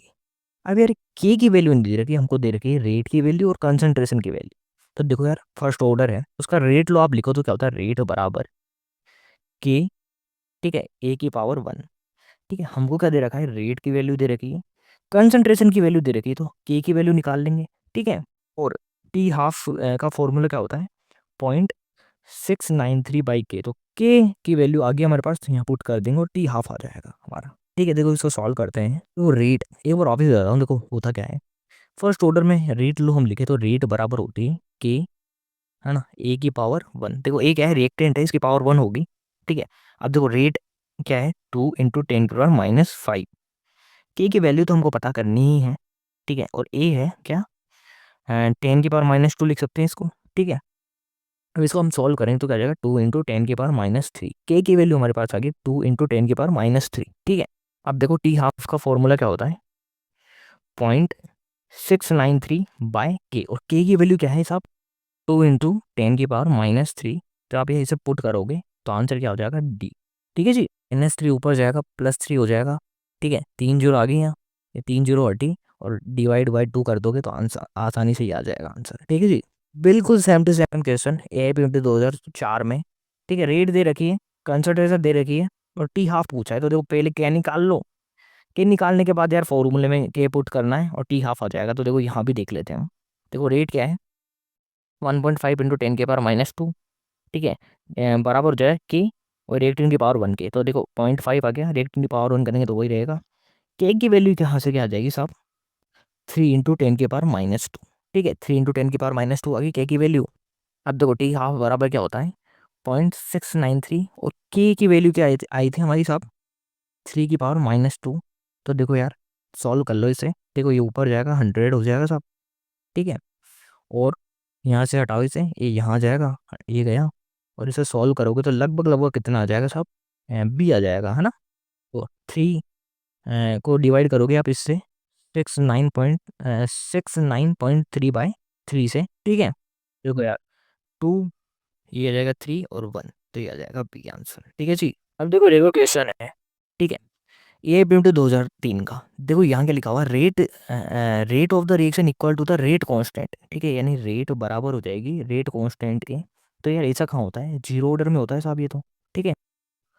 तो देखो यार ये हमने जीरो ऑर्डर में देखा था। देखो क्या रेट लो हम लिखते हैं, तो देखो रेट बराबर के रिएक्टेंट की पावर जीरो, यानी देखो जो कंसंट्रेशन है वो, ठीक है, उसका जो है इफेक्ट रेट पे कोई नहीं पड़ रहा, यानी रेट इंडिपेंडेंट है कंसंट्रेशन के। तो देखो आर बराबर क्या होता था के, तो वही पूछ रखा है यार, जीरो ऑर्डर आ जाएगा इसका आंसर, ठीक है। अब देखो हम आगे चलते हैं, नीट 2020 का क्वेश्चन है। देखो क्या, the rate constant for first order reaction is, ठीक है, ये है rate constant. The time require to reduce 2.0 gram of the reactant to 0.2 gram, ठीक है। तो देखो फॉर्मूला है साहब ये, के टी बराबर 2.303 लोग सी नोट माइनस सी टी। देखो सी नोट क्या है, इनिशियल कंसंट्रेशन, और सी टी क्या है, टी टाइम पे कंसंट्रेशन। तो देखो दोनों ही दे रखी है। इनिशियल कंसंट्रेशन क्या है 2, और टी टाइम पे कंसंट्रेशन क्या हो जाएगी 0.2, ठीक है। तो देखो यार ये वैल्यूज रख दी हमने, और हमको क्या दे रखा है, के की वैल्यू दे रखी है, तो के की वैल्यू रख दो। और पूछा क्या है टी, तो यार बहुत ही आसान, ठीक है, मैथ्स से सिंपल सी, वो करोगे तो टी की वैल्यू आ जाएगी। देखो कैसे, यहाँ देखो यार क्या होगा, 2 से 2 जाएगा, log 10 रह जाएगा, और log 10 की वैल्यू होती है 1, ठीक है। तो यहाँ 1 आ जाएगा, 2.303 डिवाइड बाई 4.606 इंटू 10⁻³ तो देखो बहुत ही आसान 500 आ जाएगा, ठीक है। तो ये है नीट 2020 का क्वेश्चन, ठीक है। बिल्कुल सेम टू सेम क्वेश्चन आ जाता है नीट 2019 में भी, ठीक है। देखो ये क्या दे रखा है, के की वैल्यू दे रखी है कितनी साहब, 2.303 इंटू 10⁻³ ठीक है। और इनिशियल कंसंट्रेशन है 40, और टी टाइम बाद क्या होगी वो 10, ठीक है। क्या साहब, देखो इनिशियल कंसंट्रेशन 40 है, और टी टाइम के बाद क्या होगा, कंसंट्रेशन 10 होगी, ठीक है जी। फॉर्मूले में रख लो थोड़ा सा यार, ये ब्लर हो गया, ठीक है। तो देखो क्या होगा, फॉर्मूला ये लगाना है यार, के टी बराबर है ना 2.303 लोग सी नोट बाई सी टी। देखो सी नोट क्या है 40 डिवाइड बाई 10, तो देखो यार क्या आ जाएगा log 4। देखो ये काटेंगे इसे, 4 हो जाएगा, log 4 की वैल्यू क्या होती है साहब, ये हो जाती है log 4 की वैल्यू 0.6, ठीक है। log 4 है उसकी वैल्यू होती है 0.6, ठीक है। के की वैल्यू दे रखी है, ठीक है, के इधर आएगा इसकी वैल्यू, ये कटेंगे, और देखो यार इस तरह से ये लास्ट में आंसर कितने आ जाएंगे 602, ठीक है। 602 इसका लास्ट में आंसर आ जाएगा, ठीक है। बहुत ही आसान क्वेश्चन था यार, तो केवल यार वैल्यूज पुट करनी है और कुछ भी नहीं करना था, ठीक है। तो फिर इसी तरह का एक क्वेश्चन है, ठीक है, नीट 2019 में सेम, मतलब सेम ही टाइम पे एक और क्वेश्चन आ गया फर्स्ट ऑर्डर से। तो ध्यान से पढ़ना है क्वेश्चन, बहुत ही आसान है, एक बार समझने की बात है, ठीक है। क्वेश्चन बहुत आसान है, if the rate constant for first order reaction is के, ठीक है, रेट कांस्टेंट है के साथ, ठीक है। द टाइम रिक्वायरमेंट, ठीक है, sorry, time required for the complete of 99% of reaction is given by. तो यार देखो हम मानते हैं शुरू में जो कंसंट्रेशन थी है ना वो 100 थी, अब जो रिएक्शन है वो 99% खत्म हो चुकी, तो रिएक्टेंट कितना बचा होगा। देखो यार क्या, जैसे रिएक्टेंट है प्रोडक्ट में बदलता है, एक सेकेंड अलग से देखते, थोड़ा हटाओ इसे। देखो रिएक्टेंट है वो प्रोडक्ट में बदलता है, मान लो रिएक्टेंट 100 था, अब क्या हुआ टी टाइम के बाद ये 99% क्या हुआ रिएक्शन हो गई, यानी 99% क्या बन गया, प्रोडक्ट बन गया, और बचा कितना रिएक्टेंट 1, यही समझना है। देखो रिएक्टेंट कितना बचा, एक ही तो बचा होगा ना साहब, अगर रिएक्टेंट शुरू में 100 है, ठीक है, 99% रिएक्शन कंप्लीट होगी, तो यार बचा कितना साहब 1, और वही तो होता है ना सी टी, क्या होता है साहब कि टी समय के बाद कितनी कंसंट्रेशन है रिएक्टेंट की, तो कितनी कंसंट्रेशन बची 1 बची, ठीक है। ये समझ में आ गया, तो यार बस फॉर्मूले में यार वैल्यूज ही पुट करनी है। देखो सी नोट बाई सी टी, देखो सी नोट मान लिया हमने कितना 100 है, सी टी है ना 99% रिएक्शन खत्म हो गई, तो टी टाइम के बाद जो कंसंट्रेशन बची वो 1 बची, तो देखो यहाँ पुट कर दो, ठीक है। log 100 कितना होता है साहब 10⁻² हो जाएगा, यानी log 100 की वैल्यू हो जाएगी 2, ठीक है। और देखो 2 होगी log 100 की वैल्यू। यार आपको यार ये लोगों को सॉल्व करना नहीं आता तो प्लीज़ यार इसको समझ लेना, बहुत इंपॉर्टेंट है, ठीक है। क्वेश्चन बहुत मुश्किल से होंगे यार, आपको ये समझ में नहीं आता है तो, ठीक है।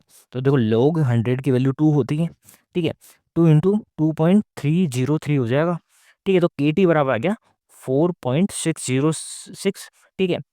टाइम क्या हो जाएगा, देखो रेट कॉन्स्टेंट क्या है के है, तो डिवाइड बाय हो जाएगा, तो 4.606 डिवाइड बाई के, ये आंसर हो जाएगा, ठीक है जी। आंसर बी हो जाएगा। ठीक है, नीट 2019 का क्वेश्चन खत्म। बिल्कुल यार same to same question NEET 2017 में। अब देखो यार फॉर्मूला लगाना है, बाकी कुछ भी नहीं है। देखो सी नोट क्या है, 20 है। सी टी क्या है, 5 है। ठीक है, बस यार फॉर्मूला लगा दो यार तो हो जाएगा काम। के टी बराबर क्या होता है, 2.303 लोग सी नोट बाई सी टी। देखो सी नोट क्या है 20, सी टी है 5, तो 4 हो जाएगा। देखो सी नोट 20 करें, सी टी 5 करें, तो ये 4 हो जाएगा, log 4 बच जाएगा। ठीक है, अब देखो जो log 4 है उसकी वैल्यू होती है 0.6। ठीक है, के है उसकी वैल्यू दे रखी 10⁻²। तो यार टाइम निकालना बहुत आसान है यहाँ। ठीक है, इसको सॉल्व कर लो यार। ठीक है, टाइम आ जाएगा बहुत आसानी से। देखो ये 100 आ जाएगा, ऊपर चल जाएगा, यहाँ से एक जीरो हटाऊँ, ये 60 हो जाएगा। ठीक है, 60 मल्टीप्लाई 2.3303 करेंगे तो देखो यार आंसर लगभग लगभग शायद बी आ जाएगा। ठीक है, केवल केवल यार फॉर्मूला याद होगा तो हो जाएगा, और सिंपल सी मैथ्स है वो कर लेना आप, है ना। अब देखो हम आगे चलते हैं। नीट 2016 फीज 1 का क्वेश्चन है, थोड़ा सा ट्रिकी था लेकिन फिर भी आसान है। देखो हम समझते हैं इसको कैसे। देखो रेट दे रखी फर्स्ट ऑर्डर की रिएक्शन है, रेट है 10 सेकंड पे 0.04, और 20 सेकंड पे रेट हो जाती है 0.03। तो हमको हाफ लाइफ बताना है। ठीक है, अगर रेट है 10 सेकंड पे इतनी, 20 सेकंड पे इतनी हो जाती है, तो देखो हम क्या मानते हैं, हम मानते हैं रिएक्शन है, इनको यहाँ से देखना शुरू करते हैं हम रिएक्शन को। तो देखो यहाँ क्या है, इनिशियल रेट क्या हो जाएगी 0.04, और 10 सेकंड के बाद यानी 20 सेकंड पे क्या हो जाएगी इनिशियल रेट कितनी हो जाएगी 0.03, यानी आर नोट, यानी इनिशियल रेट होगी 0.04, और आर टी यानी टी टाइम के बाद, टी टाइम मतलब 10 सेकंड के बाद रेट कितनी होगी साहब 0.03। अब देखो ध्यान से सुनना। ठीक है, इसका हम रेशियो दें तो कितना आ जाएगा, देखो R naught by R T का रेशियो, मतलब इनिशियल रेट और टी टाइम के बाद रेट, उसका रेशियो 4/3 आ गया। और रेट, बहुत ध्यान से सुनना, क्या जो रेट है फर्स्ट ऑर्डर में डायरेक्टली प्रोपोर्शनल होती है कंसंट्रेशन की। ठीक है, तो देखो कंसंट्रेशन का रेशियो भी यही हो जाएगा, सी नोट बाई सी टी है उसका रेशियो क्या हो जाएगा 4/3। सी नोट क्या है इनिशियल कंसंट्रेशन, और सी टी क्या है टी टाइम के बाद कंसंट्रेशन, तो इसका रेशियो भी क्या हो जाएगा 4/3 हो जाएगा। आपको समझ में आए क्यों, तो यार फर्स्ट ऑर्डर में जो रेट है वो डायरेक्टली प्रोपोर्शनल होती है कंसंट्रेशन की। ठीक है, अब देखो रेट है उसका रेशियो हमने निकाल दिया 4/3, तो ये ही सी नोट बाई सी टी का रेशियो आ जाएगा। देखो सी नोट क्या है इनिशियल कंसंट्रेशन, टी टाइम के बाद कंसंट्रेशन, यहाँ हमने रेशियो निकाला था आर नोट यानी इनिशियल रेट और टी टाइम के बाद रेट का। ठीक है, अगर वैल्यू पुट कर दो, देखो टाइम कितना लगेगा 10 से 20 में आने में, 10 सेकंड का टाइम हो गया इसके बीच का, तो देखो के इंटू 10 2.303 लोब। ठीक है, सी नोट बाई सी टी की जगह आ जाएगा 4/3। इसको आप सॉल्व करोगे तो के की वैल्यू आ जाएगी साहब कितनी, के की वैल्यू आ जानी है ये 0.028। ठीक है जी, तो क्या है यार, देखो ये फॉर्मूला पता है, ये के की वैल्यू रखो और आंसर आ जाएगा। ठीक है, देखो एक और क्वेश्चन है AIPMT 2007 का, थोड़ा सा लेंथी क्वेश्चन है बहुत आसान। देखो क्या, if 60% of first order reaction was complete. देखो 60% कंप्लीट होगी। ठीक है, देखो 100 था शुरू में, तो 60% तो क्या प्रोडक्ट बन गया, बचा कितना साहब 40 बना बचा। और 50% of the same reaction would be, देखो सेम रिएक्शन है, ध्यान रखना क्या सेम रिएक्शन है, तो देखो जो के है वो भी सेम होगा। देखो के है यानी रेट कांस्टेंट है, वो केवल टेम्परेचर बदलते तभी बदलता है। तो देखो यहाँ सेम रिएक्शन है, कोई टेम्परेचर में भी चेंज नहीं किया, तो जो के है वो बराबर रहेगा। ये ध्यान रखना, ये काम आएगा साहब, है ना। रे क्या ये काम आएगा इस क्वेश्चन को सोल्व करने में। तो देखो पहला क्या दे दिया हमको 60% रिएक्शन कंप्लीट होगी, यानी मान लो आर, है ना, रिएक्टेंट से प्रोडक्ट बन रहा है 100 था, 60% कंप्लीट हो गया तो बचा कितना 40%। तो देखो यहाँ तो 40% बच गया 60 मिनट में। ठीक है, फिर क्या आगे क्या लिखा हुआ है 50% of the same reaction would be complete in approximately. ठीक है, वो बताना है कितने टाइम में। ठीक है, 50% कितने टाइम में कंप्लीट हो जाएगी अप्रोक्सीमेटली, ये बताना है हमको। ठीक है, तो देखो यहाँ भी देखो यार, देखो इनिशियल 100 था, तो 50% जो रिएक्शन कंप्लीट होगी तो बचा कितना 50। ठीक है, तो देखो अभी यार पहली वाले की हम बात करें तो देखो फॉर्मूला क्या होता है के टी बराबर 2.303 लोग सी नोट बाई सी टी। अब देखो सी नोट 100 मान लेते हैं, 60% रिएक्शन कंप्लीट होगी तो बची कितनी 40, तो देखो पहली के लिए इक्वेशन ये हो जाएगी। ठीक है, अब दूसरा क्या है, दूसरा ये देखो इसका हमको टाइम बताना था। 50% रिएक्शन कंप्लीट होगी यानी C0/CT हो जाएगा 100/50। ठीक है, तो ये आ जाएगी इसकी वैल्यू। अब देखो मैंने बताया था आपको अगर रिएक्शन सेम है तो देखो जो रेट कांस्टेंट है वो भी सेम हो जाएगा। ठीक है, देखो यार जो K1 और K2 है वो सेम हो जाएंगे, तो देखो इसको हम इक्वल कर देंगे फिर। ठीक है, देखो इक्वल कर दिया हमने। अब देखो हो गया क्या, 2.3 से 2.3 गया। ठीक है, अब हमको यार ये सॉल्व करना है। ठीक है, देखो यार यहाँ 1 0 से 1 0 गया, यहाँ 1 0 से 1 0 गया। ठीक है, बचा क्या, log 10/4, यहाँ बचा log 10/5। ठीक है, तो इसको सॉल्व कर लेते हैं। देखो log 10/4 है, इसकी वैल्यू आ जाएगी कुछ 0.4। ठीक है, बाय 60 रह जाएगा यहाँ। ठीक है, और log 10/5 है, इसकी वैल्यू कुछ आ जाएगी साहब 0.3, है ना, और डिवाइड बाई टी। ठीक है ना, देखो डिवाइड बाई टी। ठीक है, तो देखो यार इसको सॉल्व करोगे तो आसानी से कितना आ जाएगा आंसर, 45 मिनट। ठीक है, देखो अच्छे से सॉल्व कर लेना यार, ये कैलकुलेशन है यार, कैलकुलेशन आनी चाहिए यार ये लॉग वाली। ठीक है, देखो मैं थोड़ा बता भी देता हूँ, देखो कैसे करते हैं यहाँ। देखो यहाँ से 1 0 से 1 0 गया, बचा log 10/4। अब देखो log 10, ठीक है, इसको हम कैसे सॉल्व करेंगे, log 10 माइनस log 4। देखो log 10 की वैल्यू होती है 1, log 4 की वैल्यू होती है 0.6। इसी तरह से देखो यहाँ 1 0 से 1 0 गया, log 10/5 बचा, तो इसको लिखेंगे हम log 10 माइनस log 5। तो देखो log 10 की वैल्यू होती है 1, log 5 की वैल्यू होती है 0.7। ठीक है, तो ये देखो इसको माइनस करेंगे, 0.4 बचेगा, यहाँ 0.3 बचेगा, यहाँ 60 है और यहाँ t है। तो देखो इस तरह से t की वैल्यू आ जाएगी कितनी, 45 मिनट। देखो यार ये भी बिल्कुल सेम टू सेम क्वेश्चन है। ठीक है, देखो यार एक चीज़ समझना है यहाँ। देखो हो क्या रहा है, ए है वो बी में कन्वर्ट हो रहा है, तो देखो क्या लिखा हुआ है, टाइम टेक 4 पॉइंट, शुरू में देखो यार 0.8 था ये। ठीक है, 0.8 था, ये 0 होगा। ठीक है, फिर क्या हुआ, रिएक्शन हुई 0.6 बन गया, तो यहाँ कितना बचा 0.2। ठीक है, 8 था, 0.6 प्रोडक्ट बन गया, तो बचा कितना 0.2 बचा। तो ये है यहाँ देखो जो टी टाइम के बाद कंसंट्रेशन बचेगी रिएक्टेंट की वो कितनी होगी 0.2। ठीक है, तो देखो ये बिल्कुल यार पहले किया वैसे ही करना है। देखो सेम रिएक्शन में दो बातें पूछ रखी है, एक तो देखो यार 0.8 से 0.2 बचा है यानी 0.6 प्रोडक्ट पर बन गया, तो उसका टाइम था 1 आवर। अब ये पूछ रहा है कि मान लो यार 0.9 हो और वो प्रोडक्ट बना ले कितना 0.675 का, तो यहाँ कितना टाइम लगेगा। ठीक है, तो देखो यार यहाँ भी देखो बचेगा कितना। ठीक है, 0.9 में से 0.675 माइनस करना। ठीक है, तो कितना बचेगा सर, 0.225 बचेगा क्या, हाँ। देखो यार पहले जो हमने जैसे सॉल्व किया वैसे ही कर लेना, देखो कि दोनों के सेम होंगे। ठीक है, तो दोनों इक्वेशन को बराबर कर देना, आंसर आ जाएगा यार इसका 1 आवर। ठीक है, तो यार आसान सा क्वेश्चन है, थोड़ी सी कैलकुलेशन है, बाकी कुछ भी नहीं क्वेश्चन में। ठीक है, ये आप कर लेना यार, ये सॉल्यूशन है, ये देख लेना आप, है ना, इसका स्क्रीनशॉट ले लो या तो, ये सॉल्यूशन है। ठीक है, ये देख लेना, लेकिन आप खुद से ही करना हो सके तो। अब देखो यार ये जो क्वेश्चन है वो नीट 2022 का क्वेश्चन है। ठीक है, बहुत ही आसान क्वेश्चन है। देखो ये जो ग्राफ है आपको, ठीक है, या ये जो ग्राफ हमको दे रखा है क्वेश्चन में, ये यार हमने दो जगह पढ़ा था, एक तो जीरो ऑर्डर में पढ़ा था, एक फर्स्ट ऑर्डर में पढ़ा था। एक बार हम वो देख लेते हैं। अगर जीरो ऑर्डर में ये ग्राफ हमने तब पढ़ा था जब देखो हमने ग्राफ प्लॉट किया था रेट और कंसंट्रेशन में। देखो हमने पहले ही बात कर ली, देखो जीरो ऑर्डर होता है उसमें जो रेट है वो इंडिपेंडेंट होती है कंसंट्रेशन पे से।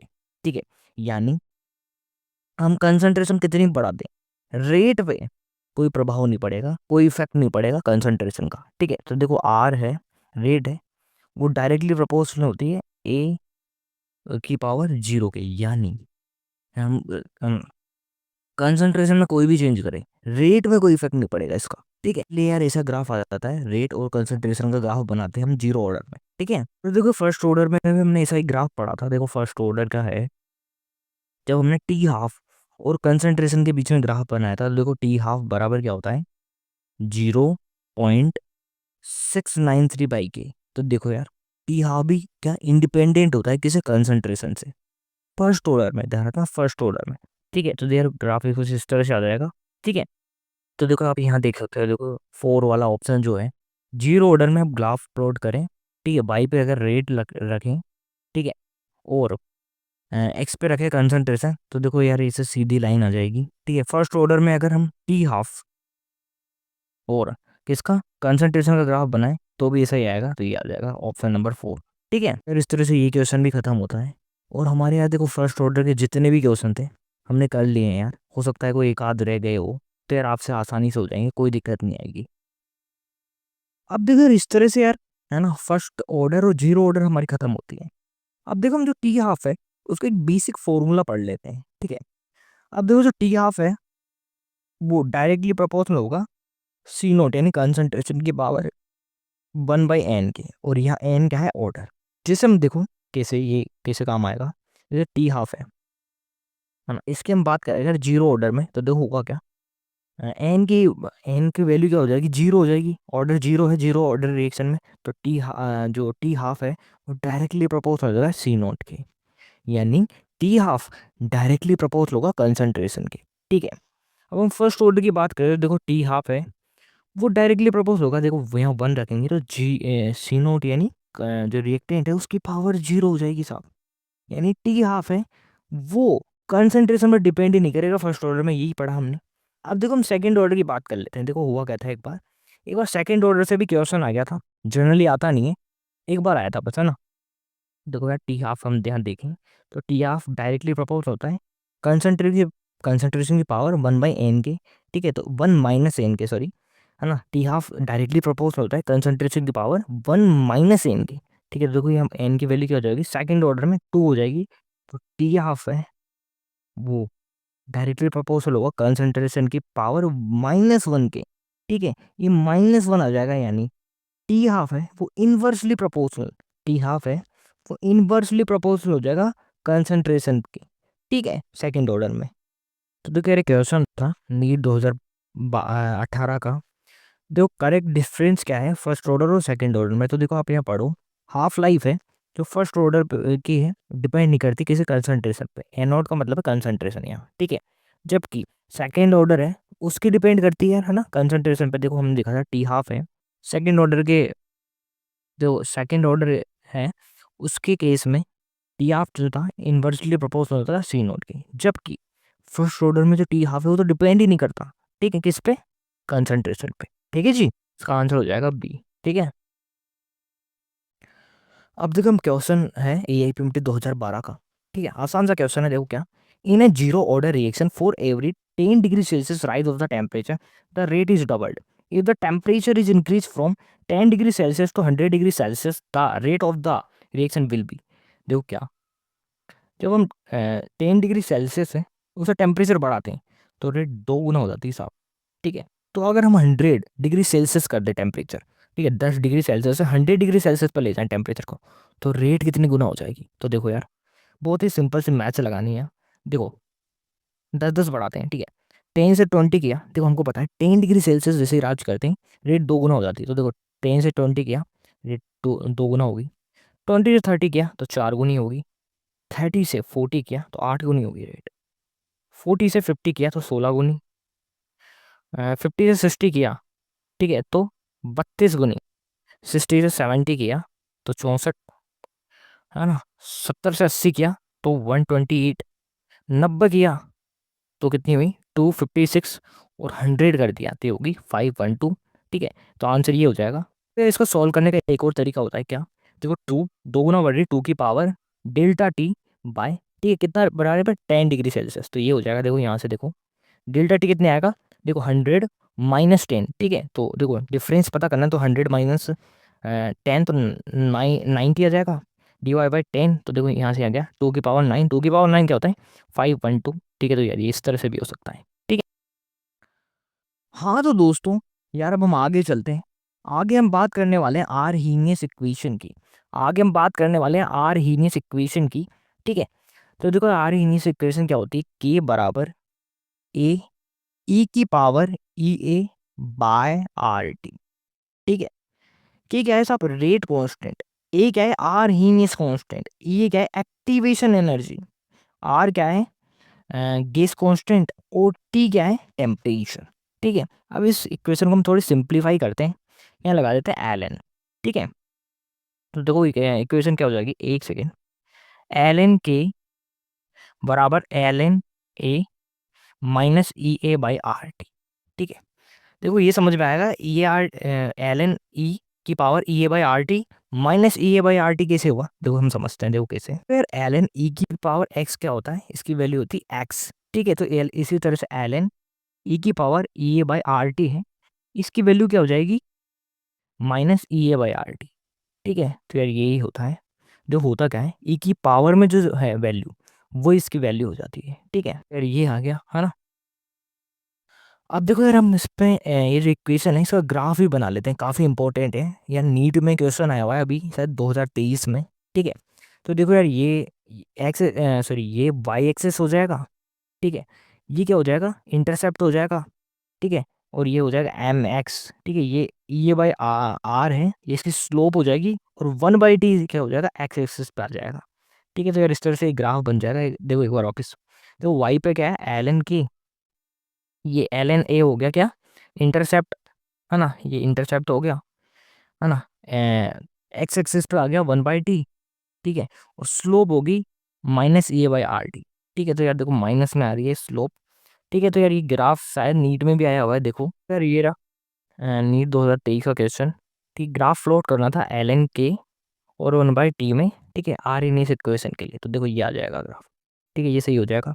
तो वो बाकी तो यार गलत है, यहाँ स्लोप पॉजिटिव है, ठीक है, इंटरसेप्ट भी जीरो है, ये भी गलत है, ये भी गलत है, यही सही हो जाएगा, ठीक है। तो यार एक और है ए आई पी 2015 का, the activation energy of the reaction can be determine from the slope of which of the following graph.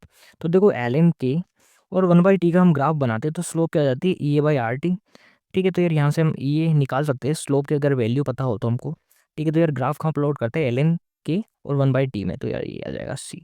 Same to same question है यार ए आई पी 2003 में भी, ठीक है। ग्राफ कहाँ प्लॉट करेंगे, एल एन के और 1/t में, ठीक है। एल एन के या लोग के एक ही बात है, ठीक है, ये आ जाएगा आंसर, ठीक है। तो देखो यार आपको एक रिलेशन पता होगा, एल एन को अगर हम लोग में कन्वर्ट करते हैं तो क्या होता है, 2.303 लोग की लोग बेस 10, ठीक है, इसमें कन्वर्ट होता है, ठीक है। तो ग्राफ तो यार वही आएगा, ठीक है, एल एन हो चाहे लोग हो, ठीक है, लोग के वर्सेज 1/t का ही, ठीक है। अब देखो यार एक सिंपल सा क्वेश्चन है नीट 2021 का, the slope of the Arrhenius plot, graph हमने किस किस पे बनाए, एल एन के और 1/t में, ठीक है। इज, ठीक है, देखो स्लोप की वैल्यू हमको दे दी, ठीक है। स्लोप क्या होता है, minus E A by R T, यही स्लोप होता है। इसकी वैल्यू हमको दे दी -5 × 10⁻³ ठीक है, माइनस से माइनस जाएगा, और हमको क्या बताना है साहब, ई ए, एक्टिवेशन एनर्जी की वैल्यू। तो यार देखो बहुत ही आसान है, एक सेकेंड, देखो ई बाय आर, ये होती है स्लोप की वैल्यू, ठीक है। इसकी वैल्यू हमको दे रखी है कितनी, -5 इंटू 10⁻³, ठीक है। माइनस से माइनस गया, आर की वैल्यू कितनी होती है आपको पता होगा, देखो गेस कांस्टेंट है, इसकी वैल्यू होती है 8.3, तो 8.3 इंटू 5 इंटू 10⁻³, तो देखो आंसर आ जाएगा यार फर्स्ट, ठीक है जी। अब देखो यार जो इक्वेशन है, ठीक है, इसको हम कुछ इस तरह से भी लिख सकते हैं, और एक बहुत बहुत इंपॉर्टेंट फॉर्मूला आता है यहाँ, देखो कैसे, K1 है, उस पर टेम्परेचर है T1, और K2 पे टेम्परेचर T2 है, ठीक है। तो यार ये इक्वेशन आ जाएगी, ठीक है। फिर और ये जो इक्वेशन है यार देखो एल एन है, उसको हटाएंगे, ठीक है, 2.303 आता है, ठीक है। और तो यार ये फाइनल इक्वेशन क्या बन के आती है, ये वाली, यार ये बहुत बहुत बहुत इंपॉर्टेंट फॉर्मूला है। डायरेक्ट क्वेश्चन आते हैं बिल्कुल, ठीक है। टेम्परेचर जरूर याद रखना है, कैल्विन में लेना, सेल्सियस में देखा हो तो उसे कन्वर्ट कर लेना कैल्विन में, ठीक है। तो देखो इक्वेशन क्या है, log K2/K1 N equals to E A by 2.303 R, ठीक है, 1/T1 माइनस 1/T2, ठीक है। ये टेम्परेचर है T1 और T2, ठीक है। फिर इस तरह से ये इक्वेशन आती है, और इससे बहुत क्वेश्चन आए हुए हैं, देखो। अब यार हमें क्वेश्चन करने जा रहे हैं नीट ओडिशा 2019 का क्वेश्चन है, बहुत ही आसान क्वेश्चन है, देखो क्वेश्चन पढ़ते हैं, देखो फॉर्मूला ये यूज होगा, ठीक है, जो अभी हमने पढ़ा, बहुत बहुत इंपॉर्टेंट फॉर्मूला है यार, देखो for a reaction activation energy जो ये है वो ही जीरो है, ठीक है। तो यार कैलकुलेशन बहुत आसान हो जाएगी इससे, देखो कैसे अभी हम देखेंगे, ठीक है। रेट कांस्टेंट 200 कैल्विन पे क्या है सब, 1.6 इंटू 10⁻⁶, और 400 कैल्विन पे क्या होगा, ये हमको नहीं दे रखा, यही तो पता करना है सब। तो देखो यार सिंपल सा फॉर्मूला है, देखो K1 दे रखा है, T1 और T2 दोनों दे रखे हैं, ठीक है। सबकी वैल्यू हमने पुट कर दी, ठीक है। अब देखो यार यहाँ क्या है, ये जो ये यानी एक्टिवेशन एनर्जी जीरो है, तो पूरा का पूरा जीरो हो जाएगा, ठीक है, यही जीरो है। तो देखो यार ये मल्टीप्लाई वगैरह करेंगे कुछ भी, तो ये पूरा का पूरा ही जीरो हो जाएगा। ठीक है, तो ये जीरो हो गया सब। ठीक है, इसको हम सॉल्व करेंगे, देखो यार क्या होगा सॉल्व करेंगे तब, क्योंकि यहाँ ये लोग है या जीरो है। ठीक है, लोग हटाएंगे यार, देखो 10 की पावर जीरो आ जाएगा यार, 10 की पावर जीरो 1 होता है। ठीक है, तो देखो यार K2 बराबर, देखो ये तो 1 हो गया, K2 बराबर 1.6 इंटू 10 की पावर 6 हो जाएगा। ठीक है यार, देखो यार आपको लोगों की कैलकुलेशन समझ में नहीं आ रही थी ना, तो यार एक प्लीज़ यार आप इसे समझ लेना, क्योंकि लो वगैरह यार इसकी कैलकुलेशन आना बहुत ज़रूरी है। देखो यार क्वेश्चन कैसे होंगे, देखो क्वेश्चन तो बिल्कुल सिंपल सिंपल है, फॉर्मूला बेस्ड क्वेश्चन है, लेकिन यार लॉग को आपको सही से समझ में नहीं आता। तो एक बार प्लीज़ यार कोई यूट्यूब पे जाके वीडियो देख लो लॉग के लिए। ठीक है, फिर आप आना यहाँ, फिर आपको यार आसानी से समझ में आ जाएगी ये सब चीज़ें। देखो यार एक आसान सा क्वेश्चन है, देखो what is the activation energy for a reaction if they rate doubles when the temperature is rise. ठीक है, रेट है डबल हो जाती है कब साहब, रेट सॉरी जब टेम्परेचर 20 डिग्री सेल्सियस से 35 डिग्री सेल्सियस हम कर देते हैं। तो यहाँ याद रखना ये सेल्सियस है। ठीक है, हमको ये फॉर्मूला यूज करना है कैल्विन के लिए, तो इनको कैल्विन में कन्वर्ट कर लेना। ठीक है, कैल्विन में कैसे कन्वर्ट करते हैं, 273 जोड़ दो। ठीक है, 273 प्लस करेंगे 20 में तो कितना आ गया ये 293। ठीक है, इस तरह से इसमें भी ऐड कर दो, ये कैल्विन में निकल के आ जाएगी वैल्यूज। देखो वहाँ क्या दे रखा था, ठीक है जो रेट है वो दोगुनी है, ठीक है पहली से। ठीक है, देखो रेट मतलब R2 जो है वो डबल है R1 से। ठीक है, वो यार R1 और R2 या कह दो R2 और R1 का रेशियो क्या हो जाएगा साहब, एक सेकेंड, देखो R2 डबल है R1 से, तो R2 एंड R1 का रेशियो क्या हो जाएगा 2 हो जाएगा। ठीक है, और देखो रेट है वो डायरेक्टली प्रोपोर्शनल होती है किसके, के रेट कांस्टेंट के। ठीक है, इसीलिए देखो रेट कांस्टेंट है, उसका भी हम क्या रेशियो देखें, देखो K2 बराबर K1 इक्वल्स टू R2 बराबर R1। ठीक है, तो ये कितना हो जाएगा 2/1।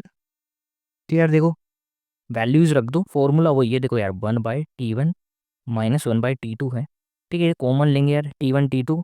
ठीक है, तो यार ये आ जाएगा T1 माइनस T2 बराबर T1 T2। ठीक है, तो यार वैल्यूज रख दो यार, है ना। कैलकुलेशन थोड़ी सी मुश्किल होने वाली है यार, बाकी कुछ है नहीं, देखो फॉर्मूला है, वैल्यू पुट करनी है और आंसर आसानी से आ जाएगा। कैलकुलेशन आप देख लेना यार इसकी, है ना।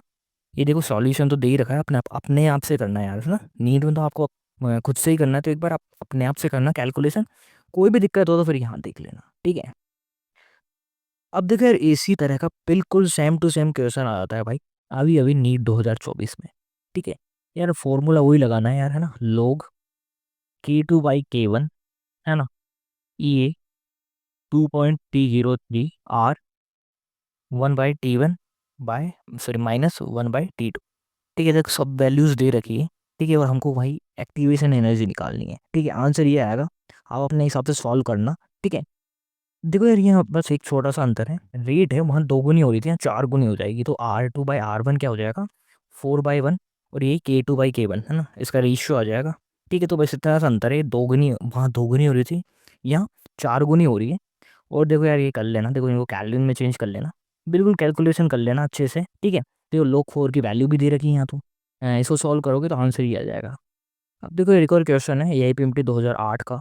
ठीक है, रेट K1 बराबर ये दे रखा है, K2 बराबर ये दे रखा है, और हमको बताना है यार क्या, कि जो किस टेम्परेचर पे दोनों K1 और K2 बराबर हो जाएंगे। ठीक है, तो यार ये तो सिंपल से मैथ्स है, जो K1 ये दे रखा है, K2 ये दे रखा है। ठीक है, दोनों को बराबर कर दो, इक्वल कर दो, तो और इस टेम्परेचर का इस टेम्परेचर है इसकी वैल्यू निकाल लो। ठीक है, ये तो यार कोई फॉर्मूला भी नहीं लगाना है, तो सिंपल से मैथ्स है, देखो K1 और K2 आप बराबर करोगे। ठीक है, तो देखो यार K1 बराबर क्या है 10 की पावर 16 माइनस, ठीक है ई की पावर माइनस 2000/T। ठीक है, अब देखो यार यहाँ लोग ले लो आप, तभी यार ये ई का लपड़ हटेगा। ठीक है, देखो लोग हम ले लें, लोग K1 हम करें तो देखो क्या आएगा लोग K1।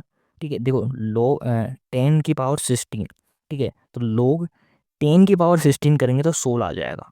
ठीक है, और देखो यार अभी भी हमने देखा लोग ई की पावर 2000/T करोगे तो क्या बच जाएगा -2000/T। ठीक है, तो ये आ जाएगा, है ना। और इस तरह से यार K2 मतलब ये जो पूरी इक्वेशन है इसका भी लोग ले लोगे तो लोग K2 ना 15 माइनस 1000/T आ जाएगा। ठीक है, तो यार इस तरह से मैं थोड़ा सिंप्लीफाई कर लिया इसको। अब यार इनको दोनों के वैल्यू को बराबर कर दो, ठीक है। इन दोनों की वैल्यू को हम बराबर करेंगे तो बहुत ही आसानी से क्या T बराबर 1000/2.303 आ जाएगा। तो देखो यार इस तरह से यार आसान सा क्वेश्चन था ये। ठीक है, हमने कुछ भी नहीं किया, देखो K1 और K2 को तो दे रखा था, बराबर किया और टेम्परेचर निकालना था हमको। लोग इसलिए ले लिया ताकि यार ये जो कैलकुलेशन है हमारी ईजी हो पाए। ठीक है, लोग लिया, कैलकुलेशन बहुत ईजी होगी। देखो यार इसको आप आसानी से सॉल्व कर ही सकते हो। 16 -15 हो जाएगा, ये इधर जाएगा। ठीक है, और ये आंसर आ जाएगा। ठीक है, अब देखो यार एक बहुत ही छोटी पर बहुत इंपॉर्टेंट बात हम समझने वाले हैं, देखो ध्यान से समझना। देखो यार कोई भी रिएक्टेंट प्रोडक्ट में कैसे बदलता है ये हम देखने वाले हैं। ठीक है, तो देखो ध्यान से देखना होता क्या है, ये रिएक्टेंट है। ठीक है, इसकी थोड़ी सी एनर्जी होगी स्टार्टिंग में, इसके पास फिर कुछ ना कुछ एनर्जी तो होगी। तो देखो होता क्या है, ये क्या है, एनर्जी बैरियर को कंप्लीट करता है और ट्रांजिशन स्टेट में पहुंचता है। ठीक है, फिर जाके यह क्या है प्रोडक्ट में चेंज होगा। तो देखो कोई भी रिएक्टेंट है, पहले तो क्या इसके पास कुछ इनिशियल एनर्जी होगी। देखो यहाँ ये एनर्जी का ग्राफ है, कुछ इनिशियल एनर्जी तो इसके पास भी होगी। और ये क्या है, एनर्जी बैरियर को, ठीक है, यहाँ से एनर्जी बैरियर को क्रॉस करते हुए, पार करते हुए ट्रांजिशन स्टेट पे पहुंचेगा, फिर ये प्रोडक्ट में बदलेगा।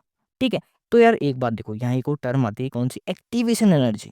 देखो एक्टिवेशन एनर्जी क्या होता है, देखो रिएक्टेंट को एनर्जी बैरियर को पार करने के लिए जो एनर्जी चाहिए मिनिमम, वो होती है एक्टिवेशन एनर्जी, यहाँ से यहाँ तक। देखो थोड़ी एनर्जी तो इसके पास भी है।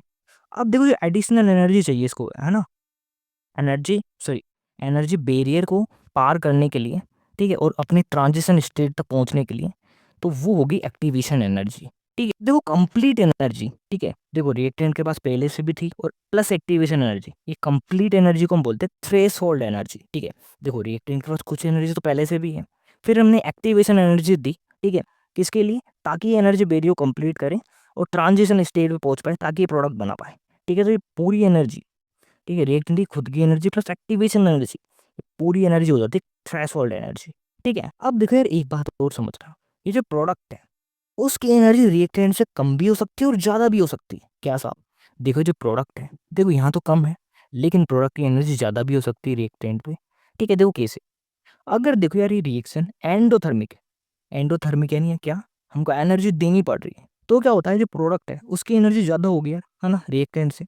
और अगर प्रोसेस क्या है एक्जोथर्मिक यानी एनर्जी रिलीज हो रही है, ठीक है, एनर्जी रिलीज होगी, तो देखो यार जो प्रोडक्ट की एनर्जी है तो कम ही हो जाएगी ना। तो यार ये सब ध्यान रखना काफ़ी इंपॉर्टेंट है। देखो एक जो थर्मिक रिएक्शन है, तो देखो होता क्या है, एनर्जी है रिएक्टेंट की एनर्जी से कम हो जाएगी, क्योंकि यार एनर्जी रिलीज हो रही है। देखो रिएक्टेंट है, उसकी एनर्जी यहाँ थी, प्रोडक्ट की एनर्जी इससे कम मिलेगी हमको।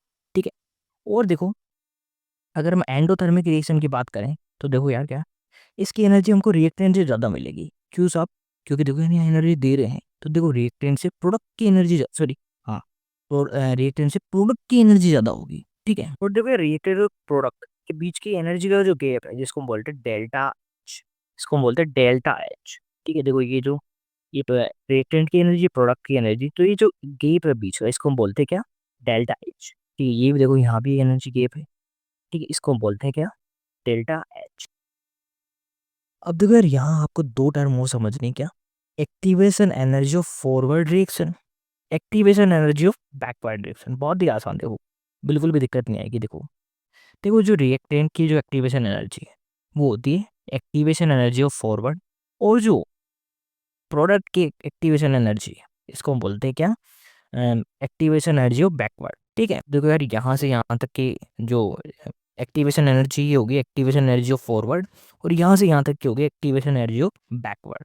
ठीक है, और देखो डेल्टा एच है, उसका फॉर्मूला क्या होता है, activation energy of forward minus activation energy of backward. ठीक है, जैसे हम यहाँ देखें तो देखो यहाँ से यहाँ तक ये एनर्जी हो जाएगी एक्टिवेशन एनर्जी ऑफ फॉरवर्ड, और यहाँ से यहाँ तक हो जाएगी एक्टिवेशन एनर्जी ऑफ बैकवर्ड। ठीक है, अब देखो ये क्वेश्चन है ये APMT 2010 का, for an endothermic reaction energy of the activation is E and enthalpy है वो क्या है, डेल्टा एच। ठीक है, तो यार मिनिमम वैल्यू क्या होगी ई की, तो हम कई बार देख चुके हैं। देखो रिएक्शन अगर एंडोथर्मिक है, तो देखो रिएक्टेंट है उससे एनर्जी प्रोडक्ट की ज़्यादा ही होगी सर। ठीक है, तो यार कुछ इस तरह का ग्राफ बनेगा। ठीक है, एक्टिवेशन एनर्जी क्या हो जाएगी, देखो ये यहाँ से यहाँ तक। ठीक है, रिएक्टेंट है उसको ट्रांजिशन स्टेट तक पहुंचने के लिए जो एडिशनल एनर्जी हम दे रहे हैं वो है एक्टिवेशन एनर्जी ई। अब देखो यार प्रोडक्ट को कहीं भी रख दो, यहाँ रखो, यहाँ रखो, यहाँ रखो, यहाँ रखो, तो डेल्टा एच है, देखो प्रोडक्ट और रिएक्टेंट की एनर्जी का जो अंतर है वो डेल्टा एच है।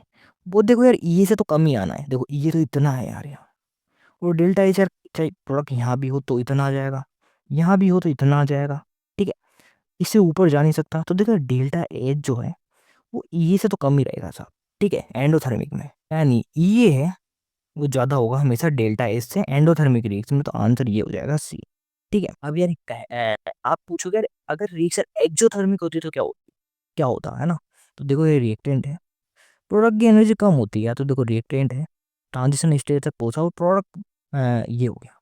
अब देखो यार ये हो सकता है प्रोडक्ट की एनर्जी बहुत कम हो जाए, तो ये पॉसिबिलिटी है कि जो डेल्टा ए से वो ज़्यादा हो जाए एक बार ये से, लेकिन एंडोथर्मिक में क्या ये पॉसिबिलिटी नहीं होती है, ठीक है यार। ये तो ये हो गया, ये डेल्टा एच हो गया ये।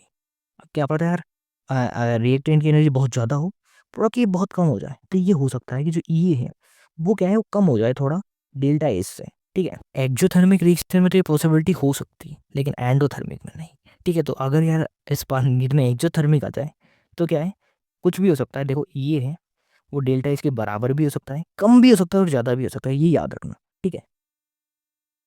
अब देखो हम बात करने वाले हैं नीट 2021 के क्वेश्चन की, ठीक है। देखो बहुत ही आसान क्वेश्चन है, ए बी में चेंज हो रहा है।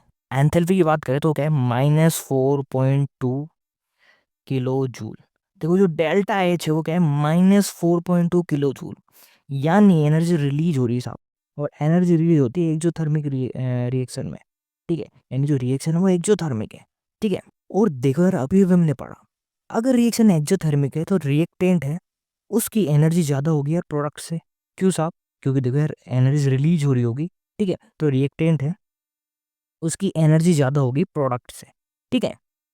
तो यार इसलिए ग्राफ इस तरह से आ जाएगा, देखो यहाँ रिएक्टेंट की एनर्जी ज़्यादा है प्रोडक्ट से क्योंकि यार एनर्जी रिलीज हो चुकी है, ठीक है, और डेल्टा एच नेगेटिव है यानी एक्सोथर्मिक रिएक्शन है, और एक्सोथर्मिक क्या प्रोडक्ट की एनर्जी कम होती है रिएक्टेंट से, ठीक है। अब हम ग्राफ देखते हैं, ठीक है, वही पूछ रहा है यार कौन सा ग्राफ सही होगा इसके लिए। तो देखो यहाँ ये रिएक्टेंट है ये प्रोडक्ट है, रिएक्टेंट की एनर्जी कम है प्रोडक्ट की ज़्यादा, तो ये नहीं हो सकता, ठीक है। प्रोडक्ट की एनर्जी कम होनी चाहिए ना यार, देखो एनर्जी रिलीज हो रही है एक्सोथर्मिक रिएक्शन है। अब यूँ से देखें तो देखो रिएक्टेंट है उसकी एनर्जी क्या है ज़्यादा है और प्रोडक्ट की कम है, तो बिल्कुल सही है, ये आंसर हो जाएगा। यहाँ हम देखें तो देखो यार बराबर सा आ रहा है लगभग, ठीक है।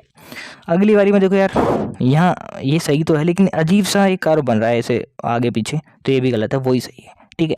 अब देखो यार हम एक कैटलिस्ट है इसको भी थोड़ा सा पढ़ लेते हैं। तो कोई भी कैटलिस्ट है वो क्या करता है रिएक्शन है उसकी स्पीड है उसको बढ़ा देता है, ठीक है। जैसे यार देखो रिएक्शन हो रही होगी, ठीक है, रिएक्टेंट प्रोडक्ट में चेंज हो रहा होगा, ठीक है, तो इस तरह से रिएक्शन हो रही होगी, ये रिएक्टेंट है फिर ये जाएगा ट्रांजिशन स्टेट में फिर प्रोडक्ट में बदलेगा। कैटलिस्ट क्या करेगा इस पाथ को छोटा कर देता है, ठीक है। देखो रिएक्टेंट और प्रोडक्ट तो वहीं रहेंगे इसकी एनर्जी तो, लेकिन ये क्या करेगा इस पाथ को थोड़ा सा छोटा कर देगा इस तरह से, ठीक है। इस तरह से क्या किया इसने पाथ को छोटा कर दिया, ठीक है। इससे क्या हुआ स्पीड अप होगी, रिएक्शन की स्पीड अप होगी। देखो रिएक्टेंट और प्रोडक्ट की एनर्जी तो सेम रही, ठीक है, डेल्टा एच में भी कोई परिवर्तन नहीं आया, ठीक है, डेल्टा एच भी वही है, लेकिन क्या हुआ स्पीड ज़्यादा होगी साहब, क्यों, देखो यार यहाँ इसका जो पाथ था वो बदल गया, यहाँ पहले इसे ऊपर जाना पड़ रहा था पूरा फिर आना पड़ रहा था, लेकिन अब क्या है ये छोटा सा पाथ पे ही रिएक्शन होगी, ट्रांजिशन स्टेट है, वहाँ तक पहुँचने के लिए जो एनर्जी चाहिए वो कम चाहिए अभी से, ठीक है। यहाँ ये यहीं ट्रांजिशन स्टेट आ गई फिर यहीं से प्रोडक्ट में बदल गया, तो कैटलिस्ट काम ये करता है, देखो एक तो क्या स्पीड अप करता है, टाइम कम लग रहा है ना रिएक्शन को पूरा होने में, रेट ऑफ रिएक्शन बढ़ा देता है, लेकिन डेल्टा एच वो की वही रहता है और एनर्जी है रिएक्टेंट और प्रोडक्ट की वो भी वही वही है, ठीक है। और देखो एक और बात, जो कैटलिस्ट है वो रिएक्शन को इनिशिएट भी नहीं करता है, कैटलिस्ट का तो यही काम है जो भी हमने बताया, ठीक है। तो देखो यार नीट 2017 क्वेश्चन catalyst do not initiate any reaction, बिल्कुल सही है, रॉन्ग स्टेटमेंट पूछ रहा है तो बिल्कुल सही है यार, है ना, इनिशिएट वगैरह नहीं करता है तो स्पीड अप करता है, ठीक है। अगला क्या है the value of the equilibrium constant is change, ना भाई ये कोई वैल्यू चेंज नहीं करता है, ठीक है, तो ये गलत हो गया यार, यही आंसर हो जाएगा, ठीक है। अब देखिए यार आसान सा क्वेश्चन नीट 2016 का, the addition of the catalyst during a chemical reaction alter which of the following quantities. तो देखो क्या करता है, देखो ये है ना कैटलिस्ट डाला तो यार देखो एक्टिवेशन एनर्जी कम हो जाएगी, पहले इतनी थी अब ये इतनी होगी, तो देखो एक्टिवेशन एनर्जी को कम कर देता है, आंसर सी हो जाएगा, ठीक है। अब देखिए एक छोटी सी बात और है, ज़्यादा इंपॉर्टेंट नहीं है यार, एक बार क्वेश्चन आ गया इसलिए पढ़ रहे हैं, कौन सी कॉलिजन थ्योरी। देखो कॉलिजन थ्योरी क्या कहती है, कोई भी रिएक्शन अगर रिएक्टेंट प्रोडक्ट में चेंज होगा तो इसके लिए दो चीज़ें जरूरी है, एक तो क्या एनर्जी और बैरियर को कंप्लीट करे, वो तो हम देख ही चुके हैं यार, है ना। देखो यार ये रिएजेंट है सॉरी रिएक्टेंट है, वो यार एनर्जी बैरियर को कंप्लीट करेगा, ट्रांजिशन स्टेट आएगी और फिर प्रोडक्ट में बदलेगा। तो एक चीज़ तो हम देख ही चुके हैं। दूसरी एक और बात है यार, ओरिएंटेशन बैरियर, यानी इसका ओरिएंटेशन है वो भी बिल्कुल सही होना चाहिए। यार इसको हम एक एग्जाम्पल से समझे, जैसे की और लॉक है, ताले उसमें यार सही तरह से चाबी डालोगे और सही दिशा में घुमाओगे तभी यार ताला खुलेगा। उसी तरह से यार देखो रिएक्शन है, उसमें जो रिएजेंट है ठीक है उसका यार ओरिएंटेशन भी सही होना चाहिए। वो रिएक्शन कर रहे हैं ठीक है, उसका ओरिएंटेशन भी सही होना चाहिए। और एक फॉर्मूला आता है, ये देखो फॉर्मूला क्या है, देखो रेट बराबर PZE की पावर -EA/RT। अच्छा यार जेड क्या है, कोलिजन फ्रिक्वेंसी, और P क्या है, प्रोबेबिलिटी फैक्टर या स्टैटिक फैक्टर। ठीक है, देखो यार कॉलिजन फ्रिक्वेंसी का मतलब क्या होता है, देखो कॉलिजन फ्रिक्वेंसी उसका मतलब है कि the number of collision taking place per second per unit volume of the reaction. ठीक है, ये होता है कॉलिजन फ्रिक्वेंसी। ठीक है, फिर एक क्वेश्चन आया था नीट 2020 में कि देखो यार जो कॉलिजन थ्योरी में फॉर्मूला है रेट बराबर क्या PZAB E की पावर EA/RT, इसमें जो जेड है ठीक है वो क्या रिप्रेजेंट करता है, देखो यार कॉलिजन फ्रिक्वेंसी रिप्रेजेंट करता है, तो देखो बी आ जाएगा आंसर। स्टेरिक फैक्टर ना तो वो तो पी करता है। ठीक है, फ्रैक्शन करता है ना जी ना, है ना, आंसर हो जाएगा बी। ठीक है, हाँ तो दोस्तों यार इस तरह से हमारा बेहतरीन वीडियो खत्म होता है केमिकल काइनेटिक्स पे। देखो यार हमने नीट में जितने भी क्वेश्चन थे लास्ट 25 सालों के वो बेहतरीन तरह से देख लिए हैं और उनके कॉन्सेप्ट भी सीख लिए हैं। तो यार वीडियो पसंद आए तो प्लीज़ लाइक करें और इसी तरह के और वीडियो देखने के लिए चैनल को सब्सक्राइब करें, और आपका कोई भी सजेशन हो तो प्लीज़ यार कमेंट करें। धन्यवाद।